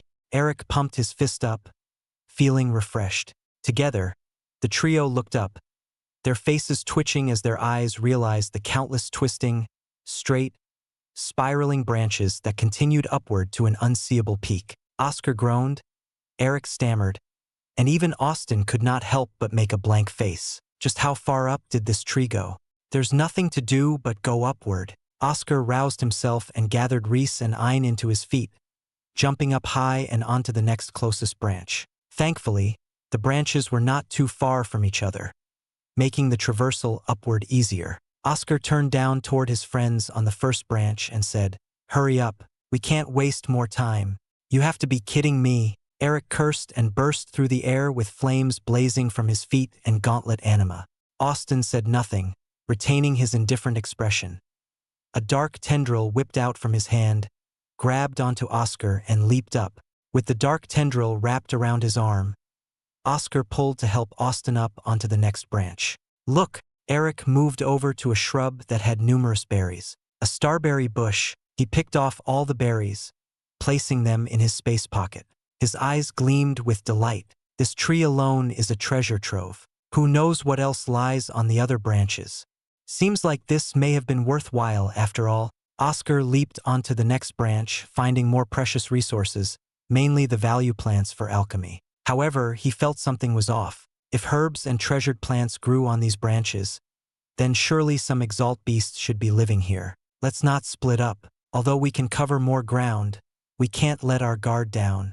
Eric and Austin nodded in agreement. The prospects of great treasure were great, but their survival was the main priority. Together the trio leaped from one branch to the next, growing progressively wider and longer than before that Oscar believed they might find one so large that calling it a plane would suit it. More resources. Eric wobbled happily to the growing stalks of bamboo. Suddenly, Oscar felt his instincts screaming, and he rushed out, grabbing Eric and pulling him back. Eric's face distorted from his sudden powerful pull, but Oscar didn't care about how rough he handed him because a fast green leaf snapped where Eric last stood with the sound of teeth clanging and chewing. However, as Oscar had saved Eric, the large green leaf moved around as if it was confused about the disappearance of its prey. With sweat pouring down his back, Eric pointed at the large leaf that wriggled and jerked around like it had a nervous tick in its non-existent brain. "What is that thing? You mean, what are they?" Austin answered. "They." Eric looked around and saw these strange leafy enemies surrounding them. The leaves were enclosed like tulips and green on the outside, but then opened to reveal a red inside with rows of sharp teeth. They opened like blooming flowers, each petal moving in and out like a strange, cursed mouth. Oscar frowned and gripped his bulwark. "Didn't I say to be careful? You might have been severely injured by those teeth if not for my timely aid." Hearing Oscar's scolding, Eric did not feel insulted but ashamed of his weakness. He stood up and summoned his gauntlet anima while wearing his gauntlet armaments. A surge of flame gathered around them, and he punched out, releasing multiple balls of fire. The many maws of the strange leaves contracted and opened up, squirting out a stream of green liquid that extinguished the flames and fell on sections of the branch, hissing and decaying the greenery and dirt it touched, revealing the deep brown bark under the dirt. The green liquid was highly toxic to melt through the ground, but thankfully the branch was not affected. "We don't have to worry about footing. Handle these things." Oscar formed a silver star and shot it out toward one of the leaves, but it dodged.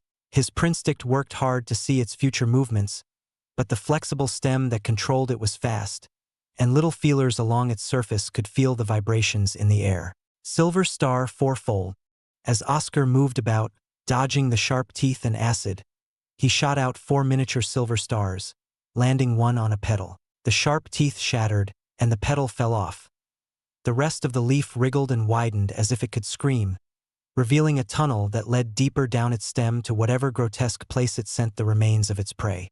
On the other side, Austin wielded his 2 daggers, wrapping them in his highly corrosive acid spell. Unlike his usual self, he strode with a burning resolve across his face. He swung his daggers to deflect the acid streams, combating them with his acid, and the 2 dangerous poisons mixed and attempted to consume the other. "My poison won't lose to yours." His pride in his spells sprouted in him a rare desire to compete to see how he'd fare against other poisons. Austin locked himself into a rare battle of poisons.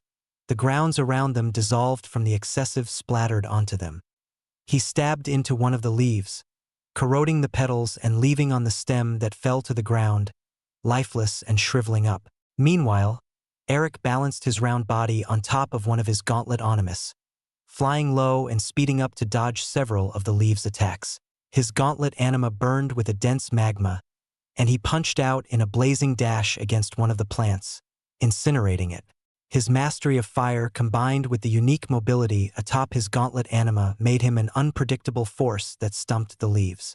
Doing fine, Oscar bolted around with his deer anima, thrusting his silver lance into another monstrous leaf, letting his shattering wave tear it apart. "But these leaves have no defenses.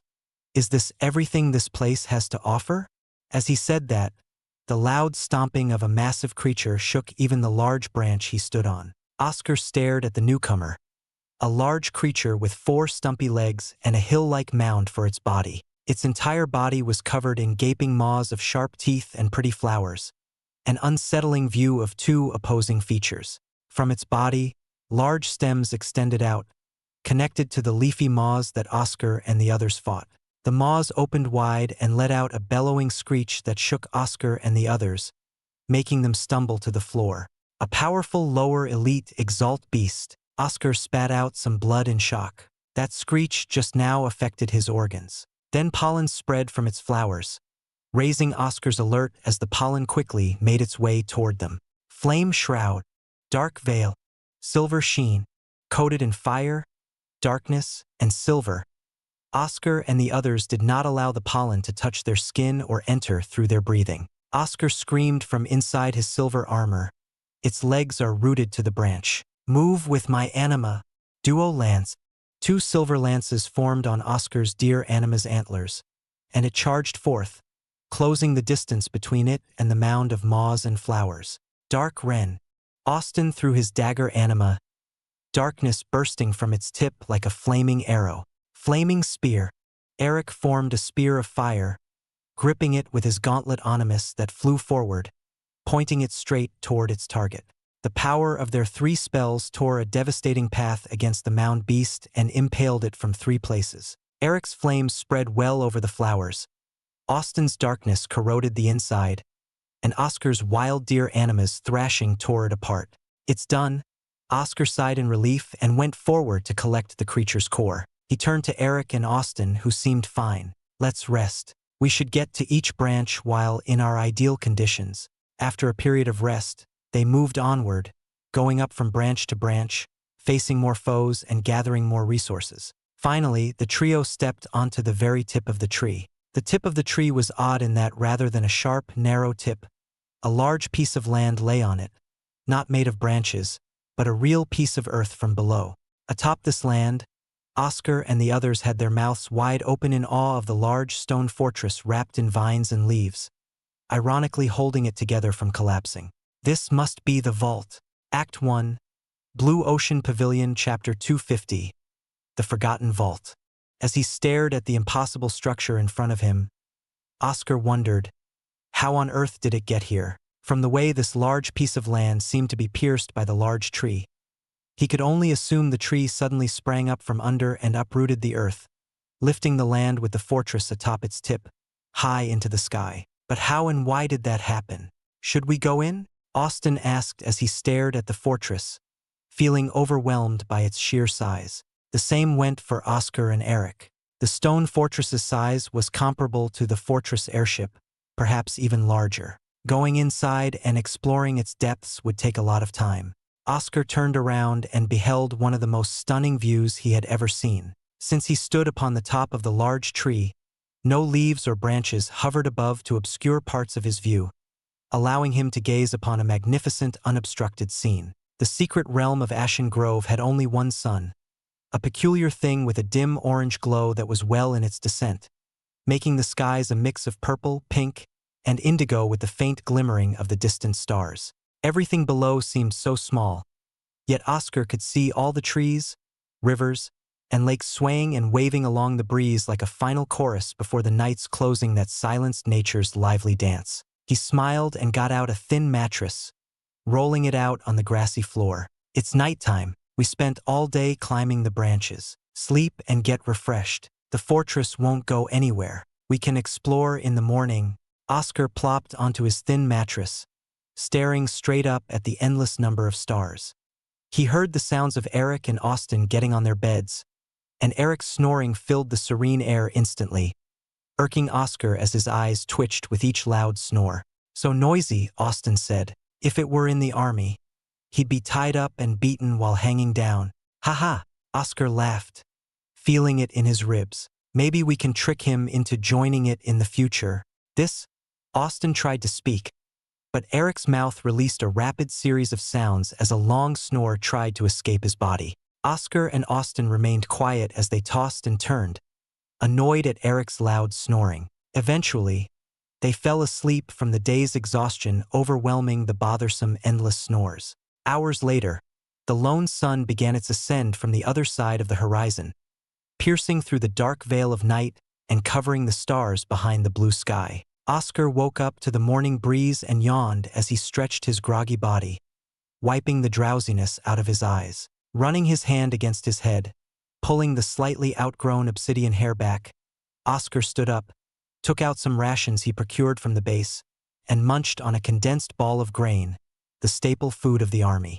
Feeling his stomach rumbling for more, Oscar looked around for any signs of animals but found nothing but them, grassy plains and the fortress. Some noise from the side caught his attention, and he turned to see Austin had gotten up. Soon Eric was forced awake by Austin's forceful shaking. Everyone ready? Oscar checked his bulwark for any nicks or scratches and nodded at its clean condition. Eric and Austin nodded to his question, so he led the way toward the massive fortress. Seeing the vines and leaves covering what seemed to be the entrance to the stone fortress, Oscar gestured for Eric to begin. After a series of blazing infernos, the entrance revealed itself, a heavy set of metal doors 3 times higher than Oscar's height. That looks heavy. Austin tried to push it open, but it remained still. It appears we can't just sneak in.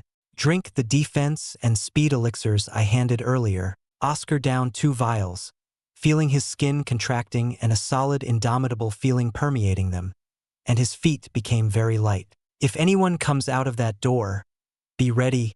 Austin and Eric readied their armaments and anima for combat with a nod. Oscar clenched his bulwark and lowered his stance, activating Adamus rays. Like a battering ram, he knocked his bulwark back and rushed in, hitting the metal gates with all his power. The reese easily flowed through his reese-forged bulwark, and his power retained its original potency. Shattering wave, the parts of the metal gate around his bulwark began to twist and crack until parts of it burst out. However, none of the exposed parts were large enough for them to slip through. After a short rest, Oscar redid his Adamus rays and landed another powerful blow on the gates, this time blowing it off its hinges, and the gate fell with a loud thud that echoed through the dark hallways of the fortress. Oscar frowned and quickly put up his stance. If anything lurked within the fortress, it should be alerted by the sound. Ideally, he wanted to do it stealthily, but the damned gate had to be sturdy after an immemorial amount of years. The elixirs only last for 30 minutes. We should cover as much ground as possible. Austin kept track of the time. You're right. Oscar moved in with a lowered stance and closed feet, facing his bulwark to different angles constantly to watch out for traps. He entered with Eric providing light from its flames and Austin lurking to check the dark places. Despite being covered in plants, the inside of the fortress was untouched by nature and had a hot, dry air contrasting with the cool, breezy air outside. Eric had his gauntlet anima float around with flames in their hands, hovering around to light up more. This must be the main hall. Oscar saw they were in a large long hallway with many doors on each side. Most of the doors were stairs that led downstairs and upstairs except for 3 rooms, one at the end of the hallway and one in the center door of each side. Inside each room was nothing but a collection of dust and furniture, nothing worth taking. How is it so empty? We can head downstairs. A vault should be in the basement. Austin pointed toward one of the stairs that led downstairs. As they came over to the door, Eric willed his anima to levitate down, but they saw nothing to be wary of. The basement itself was a large maze, and they cleared through each room with more haste because of their elixir's time limit. Oscar trusted Austin's timekeeping and noted that 5 minutes remained. To use an elixir without letting its effects show itself did not agree with Oscar, who didn't like wasting items and saw elixirs as the precious works of alchemists, who, like fabricators, wanted their work to shine. Though the speed elixir worked for them to clear out the main hallway and most of the basement, the defense elixir had been neglected. As if hearing his woes, a shadow quickly moved to pierce Oscar from behind. Sparks illuminated parts of the dark hallway, revealing Austin, who had moved from the shadows to protect Oscar, and a strange figure in rusty old armor. Oscar and Eric stared in shock at this unusual attacker.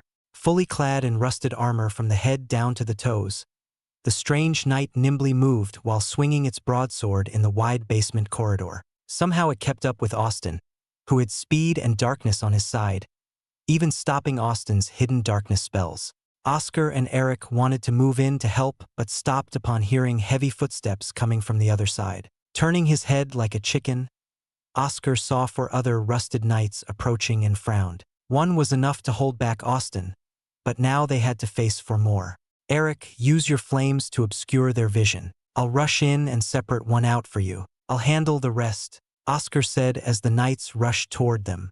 Unable to offer any other opinion in time, Eric quickly bombarded the corridor with his fireballs and rushed his gauntlet animus to spread the flames.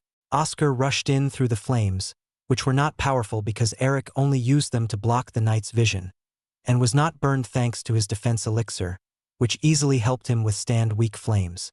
He found one of the knights and rotated around, kicking it toward Eric as the other 3 slashed toward him. Good.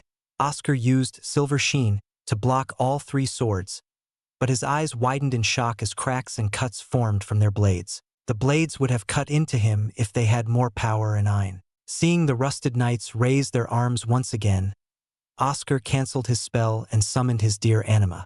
His bulwark blocked one of the swords while his dear anima blocked the other two. Suddenly, the blades flashed, and Oscar cursed, falling back as fast as possible. Bright lights flew out in an arc, slashing across the corridor. Brilliant slash? No, they're more powerful. Oscar charged ahead. Flowing mountain.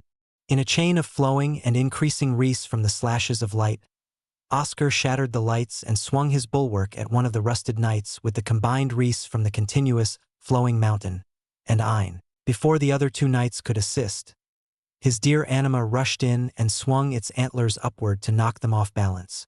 Oscar's bulwark continued undisturbed at the rusted knight who tried to dodge, but Oscar's prinstick showed him that intent, and he adjusted properly. With a booming sound that echoed through the hallway, Oscar punched the rusted knight, knocking it like a ball bouncing off the walls. Goh! Oscar felt pain as his dear anima suffered cuts from the other rusted knights. Their blades were enough to get through his anima's natural metallic coat. He tried to move toward them, but a sudden flash of light forced him to halt. Seriously, the rusted knight he knocked away had gotten back up with dents all over its body, the large one in his chest from Oscar's blow. What frightening toughness! Oscar felt a sweat drip down his cheek. Act 1, Blue Ocean Pavilion, Chapter 251. The Strange Dragon Gate. The enemy had incredible toughness that stumped Oscar. He gazed at the rusted knight that moved as though it did not feel any pain from his heavy blow. The other two rusted swung their swords, precise and filled with power. Oscar looked astounded by the sheer weight behind each blow he deflected and countered. But his Adamus rays approached its limits, prompting Oscar to retreat and dodge each sword rather than meet it head-on. His prinstick quickly darted from one rusted knight to the other to gauge each of their movements, allowing him to dodge while suffering only a few scratches. Nothing too serious thanks to his defense elixir. However, these knights had an unreal sturdiness. Oscar thrust his silver lance to impale one of them, but his lance only pierced slightly into the armor. Unable to move his lance out, Oscar cancelled the spell and leaped backward before their swords could cut him. Are these things illusions?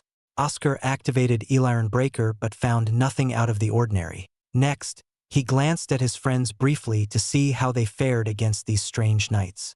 Austin's hands could not be seen as he swung his daggers like the wind, laying several shallow cuts on the rusted knight's armor. Then, a slight sizzle came from each cut, corroding at a snail's pace. Austin had beads of sweat flowing down his indifferent face with ragged breathing. His strategy was simple: melt down enough places in the armor to make it collapse and kill the body inside.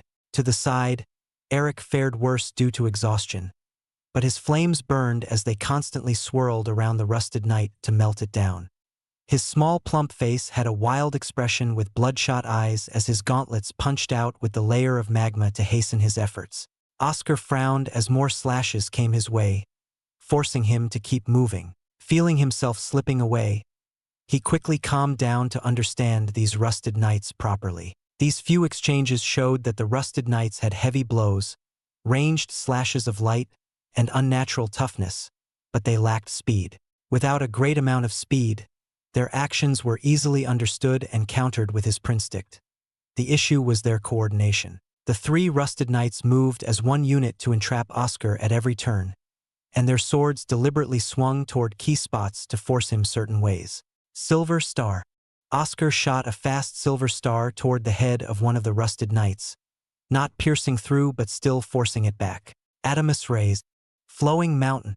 Oscar redirected the wreaths from two of their swords and swung hard on the legs of one, tripping them to the ground. Then he faced the last one with a stone-cold face. His muscles trembled, and the Ein surged around his body. The Ein transformed into two silver shoes, and metal poles extended out his heels, creating sparks against the ancient stone floor. Oscar bolted ahead with the sound of his metal heels kicking off the ground like a cork being popped out. Grade 2 Silver Burst. This movement spell used the force of the silver poles popping out from the heels to accelerate Oscar and then detracting for ease of motion. Oscar furthered his spell by taking in the sudden flow of reese that went up from the impact of the silver pole on the ground and willed the reese to explode from his toes to create a second acceleration to add to his already boosted speed. Silver lance, shattering wave, appearing like a blur thanks to his speed. Oscar penetrated deeper into the rusted knight with his silver lance and put all of the reese he could into his shattering wave to destroy its armor. The armor of the rusted knight impaled by Oscar began to crack and burst into pieces, revealing a crystalline set of white bones with a pulsing blue core in the rib cage that shattered into pieces. Oscar reached his hand inside and pulled out the blue core, causing the rusted knight to fall to the floor like a puppet with its strings cut suddenly, and the white crystal bones turned to dust. Even Oscar did not know what kind of creature these rusted knights were. They were not recorded in any records he had read about Exalt beasts and previous expeditions into Ashengrove. Can think about it later. Oscar fell back with silver burst, kicking him backward. 2 heavy swings hit nothing but the air in front of him from the other 2 rusted knights.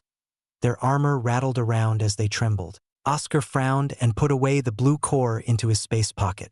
Do you feel anger or some semblance of emotion? What sort of strange things are you?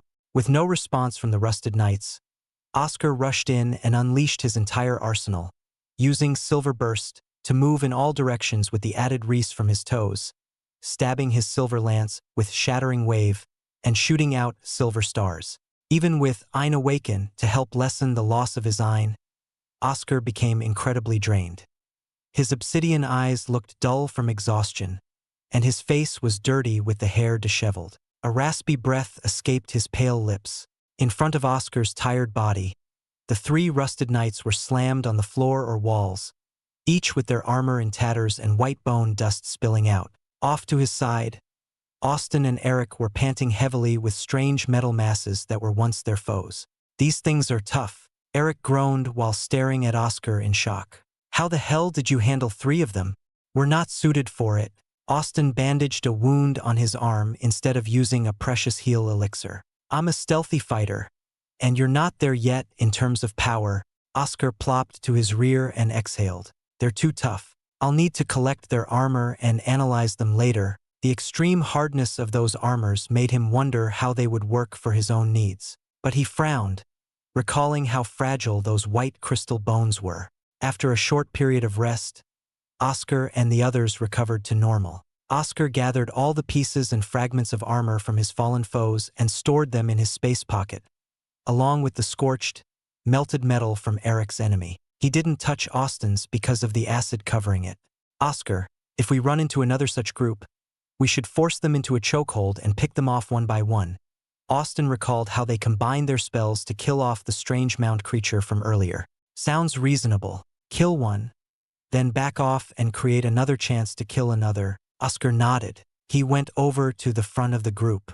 I'm the vanguard. I'll stay between the 2 of you and provide support with my fire. Eric hurried over to the center. One of the reasons was that he was the weakest in their group, so he could not reliably handle the front or back. Eric clenched his fist, vowing to fight harder.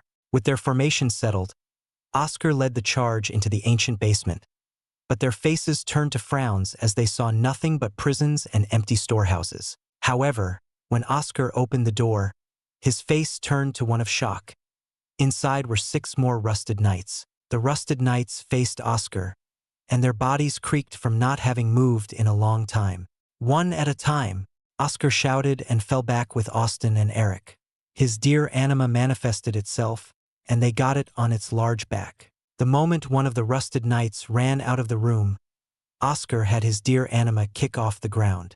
Silver lance, shattering wave, dark wren, fists of fury, flame spear. With their spells working in tandem, they instantly overwhelmed and destroyed the armor of 2 rusted knights. But the knights still moved because their cores remained inside. Austin, Oscar signaled. Dark tendril.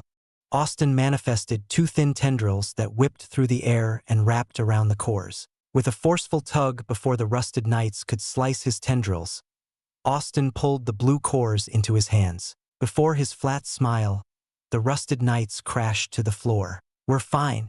Oscar smiled and had his dear anima keep moving as the other 4 rusted knights chased them, unleashing slashes of light that his dear anima zigzagged to dodge. With a mental image of the basement parts they scouted in his mind, Oscar turned toward another promising location, one of the prisons. His dear anima burst through one of the doors and readied itself by the side.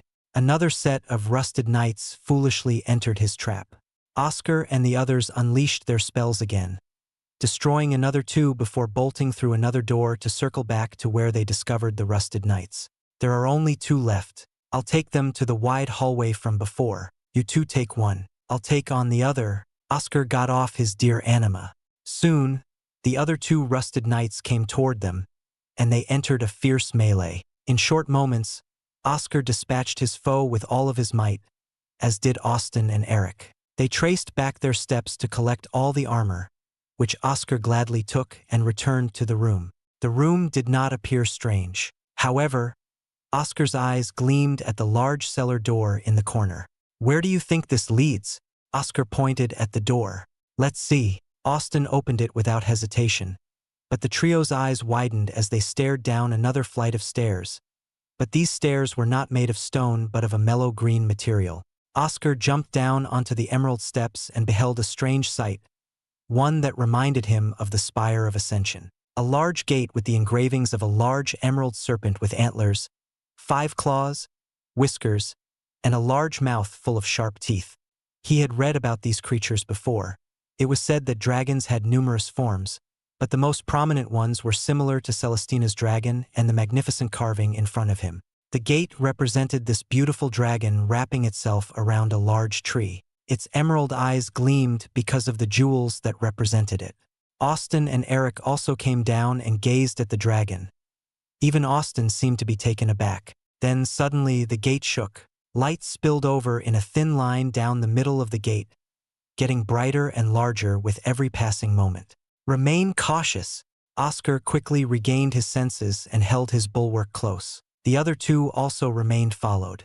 The gates flung open, and the bright light engulfed them. Oscar tried to squint to see through it, but the light was too much. What is going on? His shouts did not reach outside the cellar door, muffled by the light. Before the light could escape out the cellar door, it closed itself shut through some unknown force, leaving Oscar and the others to their fates. Act 1, Blue Ocean Pavilion, Chapter 252. A married couple. Ugh! Oscar felt a headache and heaviness in his limbs, similar to when he drank copious amounts of alcohol. He rubbed his eyes in a groan. What happened? His mind was hazy, trying to recall his memories, and he slowly got up, feeling his hands touching a soft fabric. Oscar stared in confusion at the fact he was in a small soft bed. What am I doing in a bed? Oscar blinked multiple times and shook his head to get a grip on himself. He forced himself out of bed, leaving the blanket on the floor, and observed his current surroundings. A nice home made of stone bricks with a bright hole at the top that allowed the sunlight to illuminate the interior. Several pieces of furniture filled the room, including a shelf with many scrolls. The refreshing smell of flowers placed by the window filled the room and gave Oscar a feeling of peace, and he unconsciously smiled. But soon he shook his head to snap out of it. This place was not right.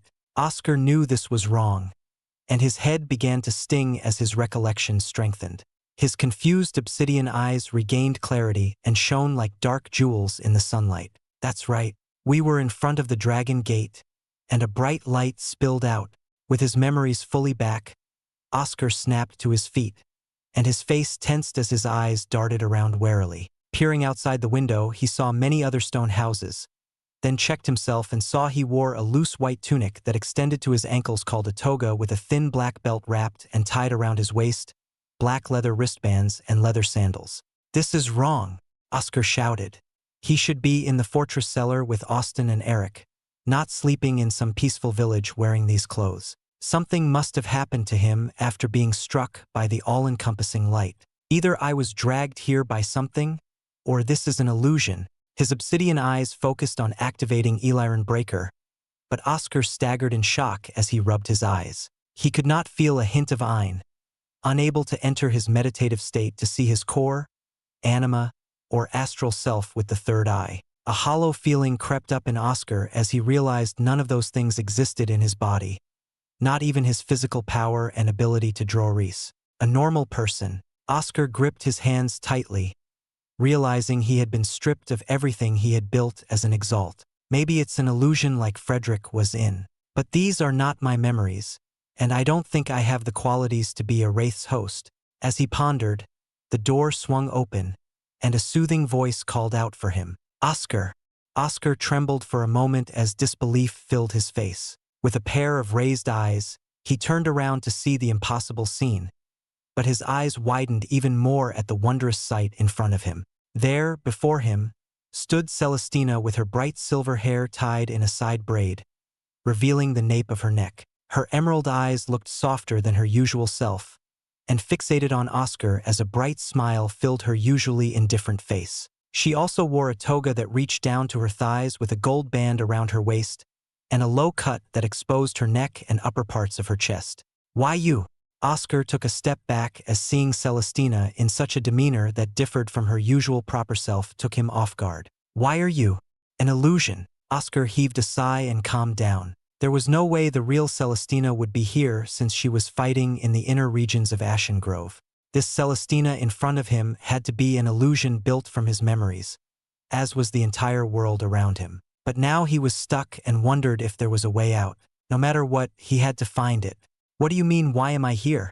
Celestina blinked in confusion while tilting her head and approached Oscar, who was still gathering himself together. I went out to get something. Oscar wanted to sidestep Celestina and leave, but suddenly her arms wrapped around his neck, and her rosy lips touched his.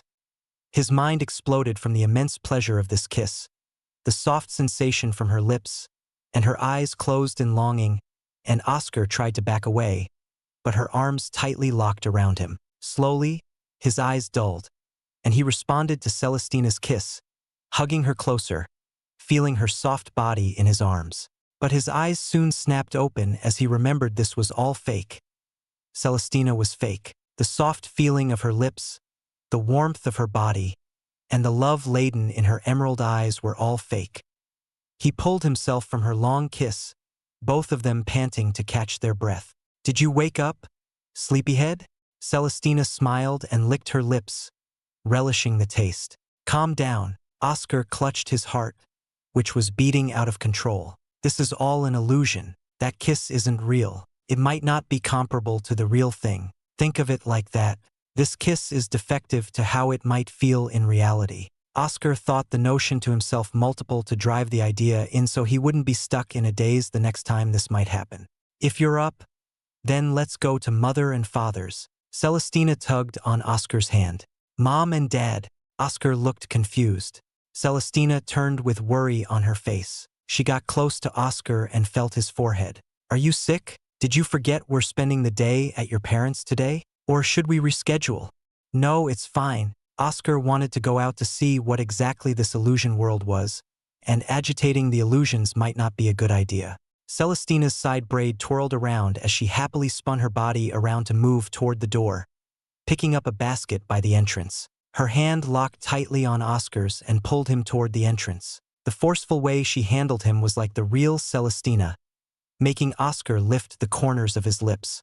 As they exited the house, Celestina wrapped her arms around his left arm, hugging it into her chest. Oscar blushed terribly from her loving actions and bit his lip to force the pain to pierce through his rampaging thoughts. Calm down. I endured tortuous training and made it this far. I can't let an illusion take me down, no matter how beautiful and lovable it is. He stared down at Celestina, who was resting her head on his shoulders. She noticed his glance and stared at him with upturned eyes adorned by her long eyelashes. Her face was too destructive, and Oscar forced a smile back while his mind cursed at himself for being so affected by an illusion.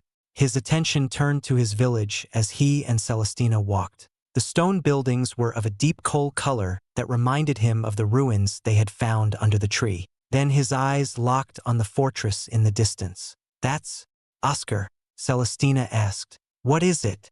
Nothing, Oscar shook his head. The fortress matched the one atop the large tree where the strange dragon gate existed. If he understood this place correctly, it should be Ashen Grove, but where were all the trees and the large one that pierced the fortress? Is this place a recreation of a long past? The trees and plants were strange in that they seemed to uproot the buildings, Along the way, many others greeted Oscar and Celestina. Playing his part, Oscar waved back and greeted his neighbors. Everyone seemed so clear, unlike what Emily mentioned about her time in Frederick's illusion. According to what he read about illusions, an interest he gained after the Alire Mansion affair, an illusory world was either a one-way or cross-way connection. In some instances, the user is the sole origin of the illusion, entrapping everyone in a world of their making, or the one trapped in the illusion is the sole source of what makes the illusion, like Frederick's, guided and maintained by the user. But other illusions could be a cross between the user and those trapped in the illusion, building a world based on their collective minds working together. This illusion did not only come from his memories. Only a few characters like Celestina and his supposed parents spilled in to hear from him, but the location, everyone, and everything else was definitely from whoever made this illusion. He was locked in a crossway world illusion with an unknown enemy. How do I get out? Oscar thought until the voices of his parents called out for him. Oscar.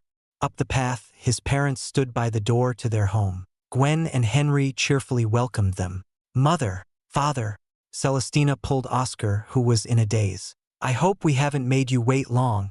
Humph. Henry crossed his muscular arms. If you're late, Celestina, then it's surely the fault of this ungrateful fellow here. He stared teasingly at Oscar with a hidden meaning behind his smile.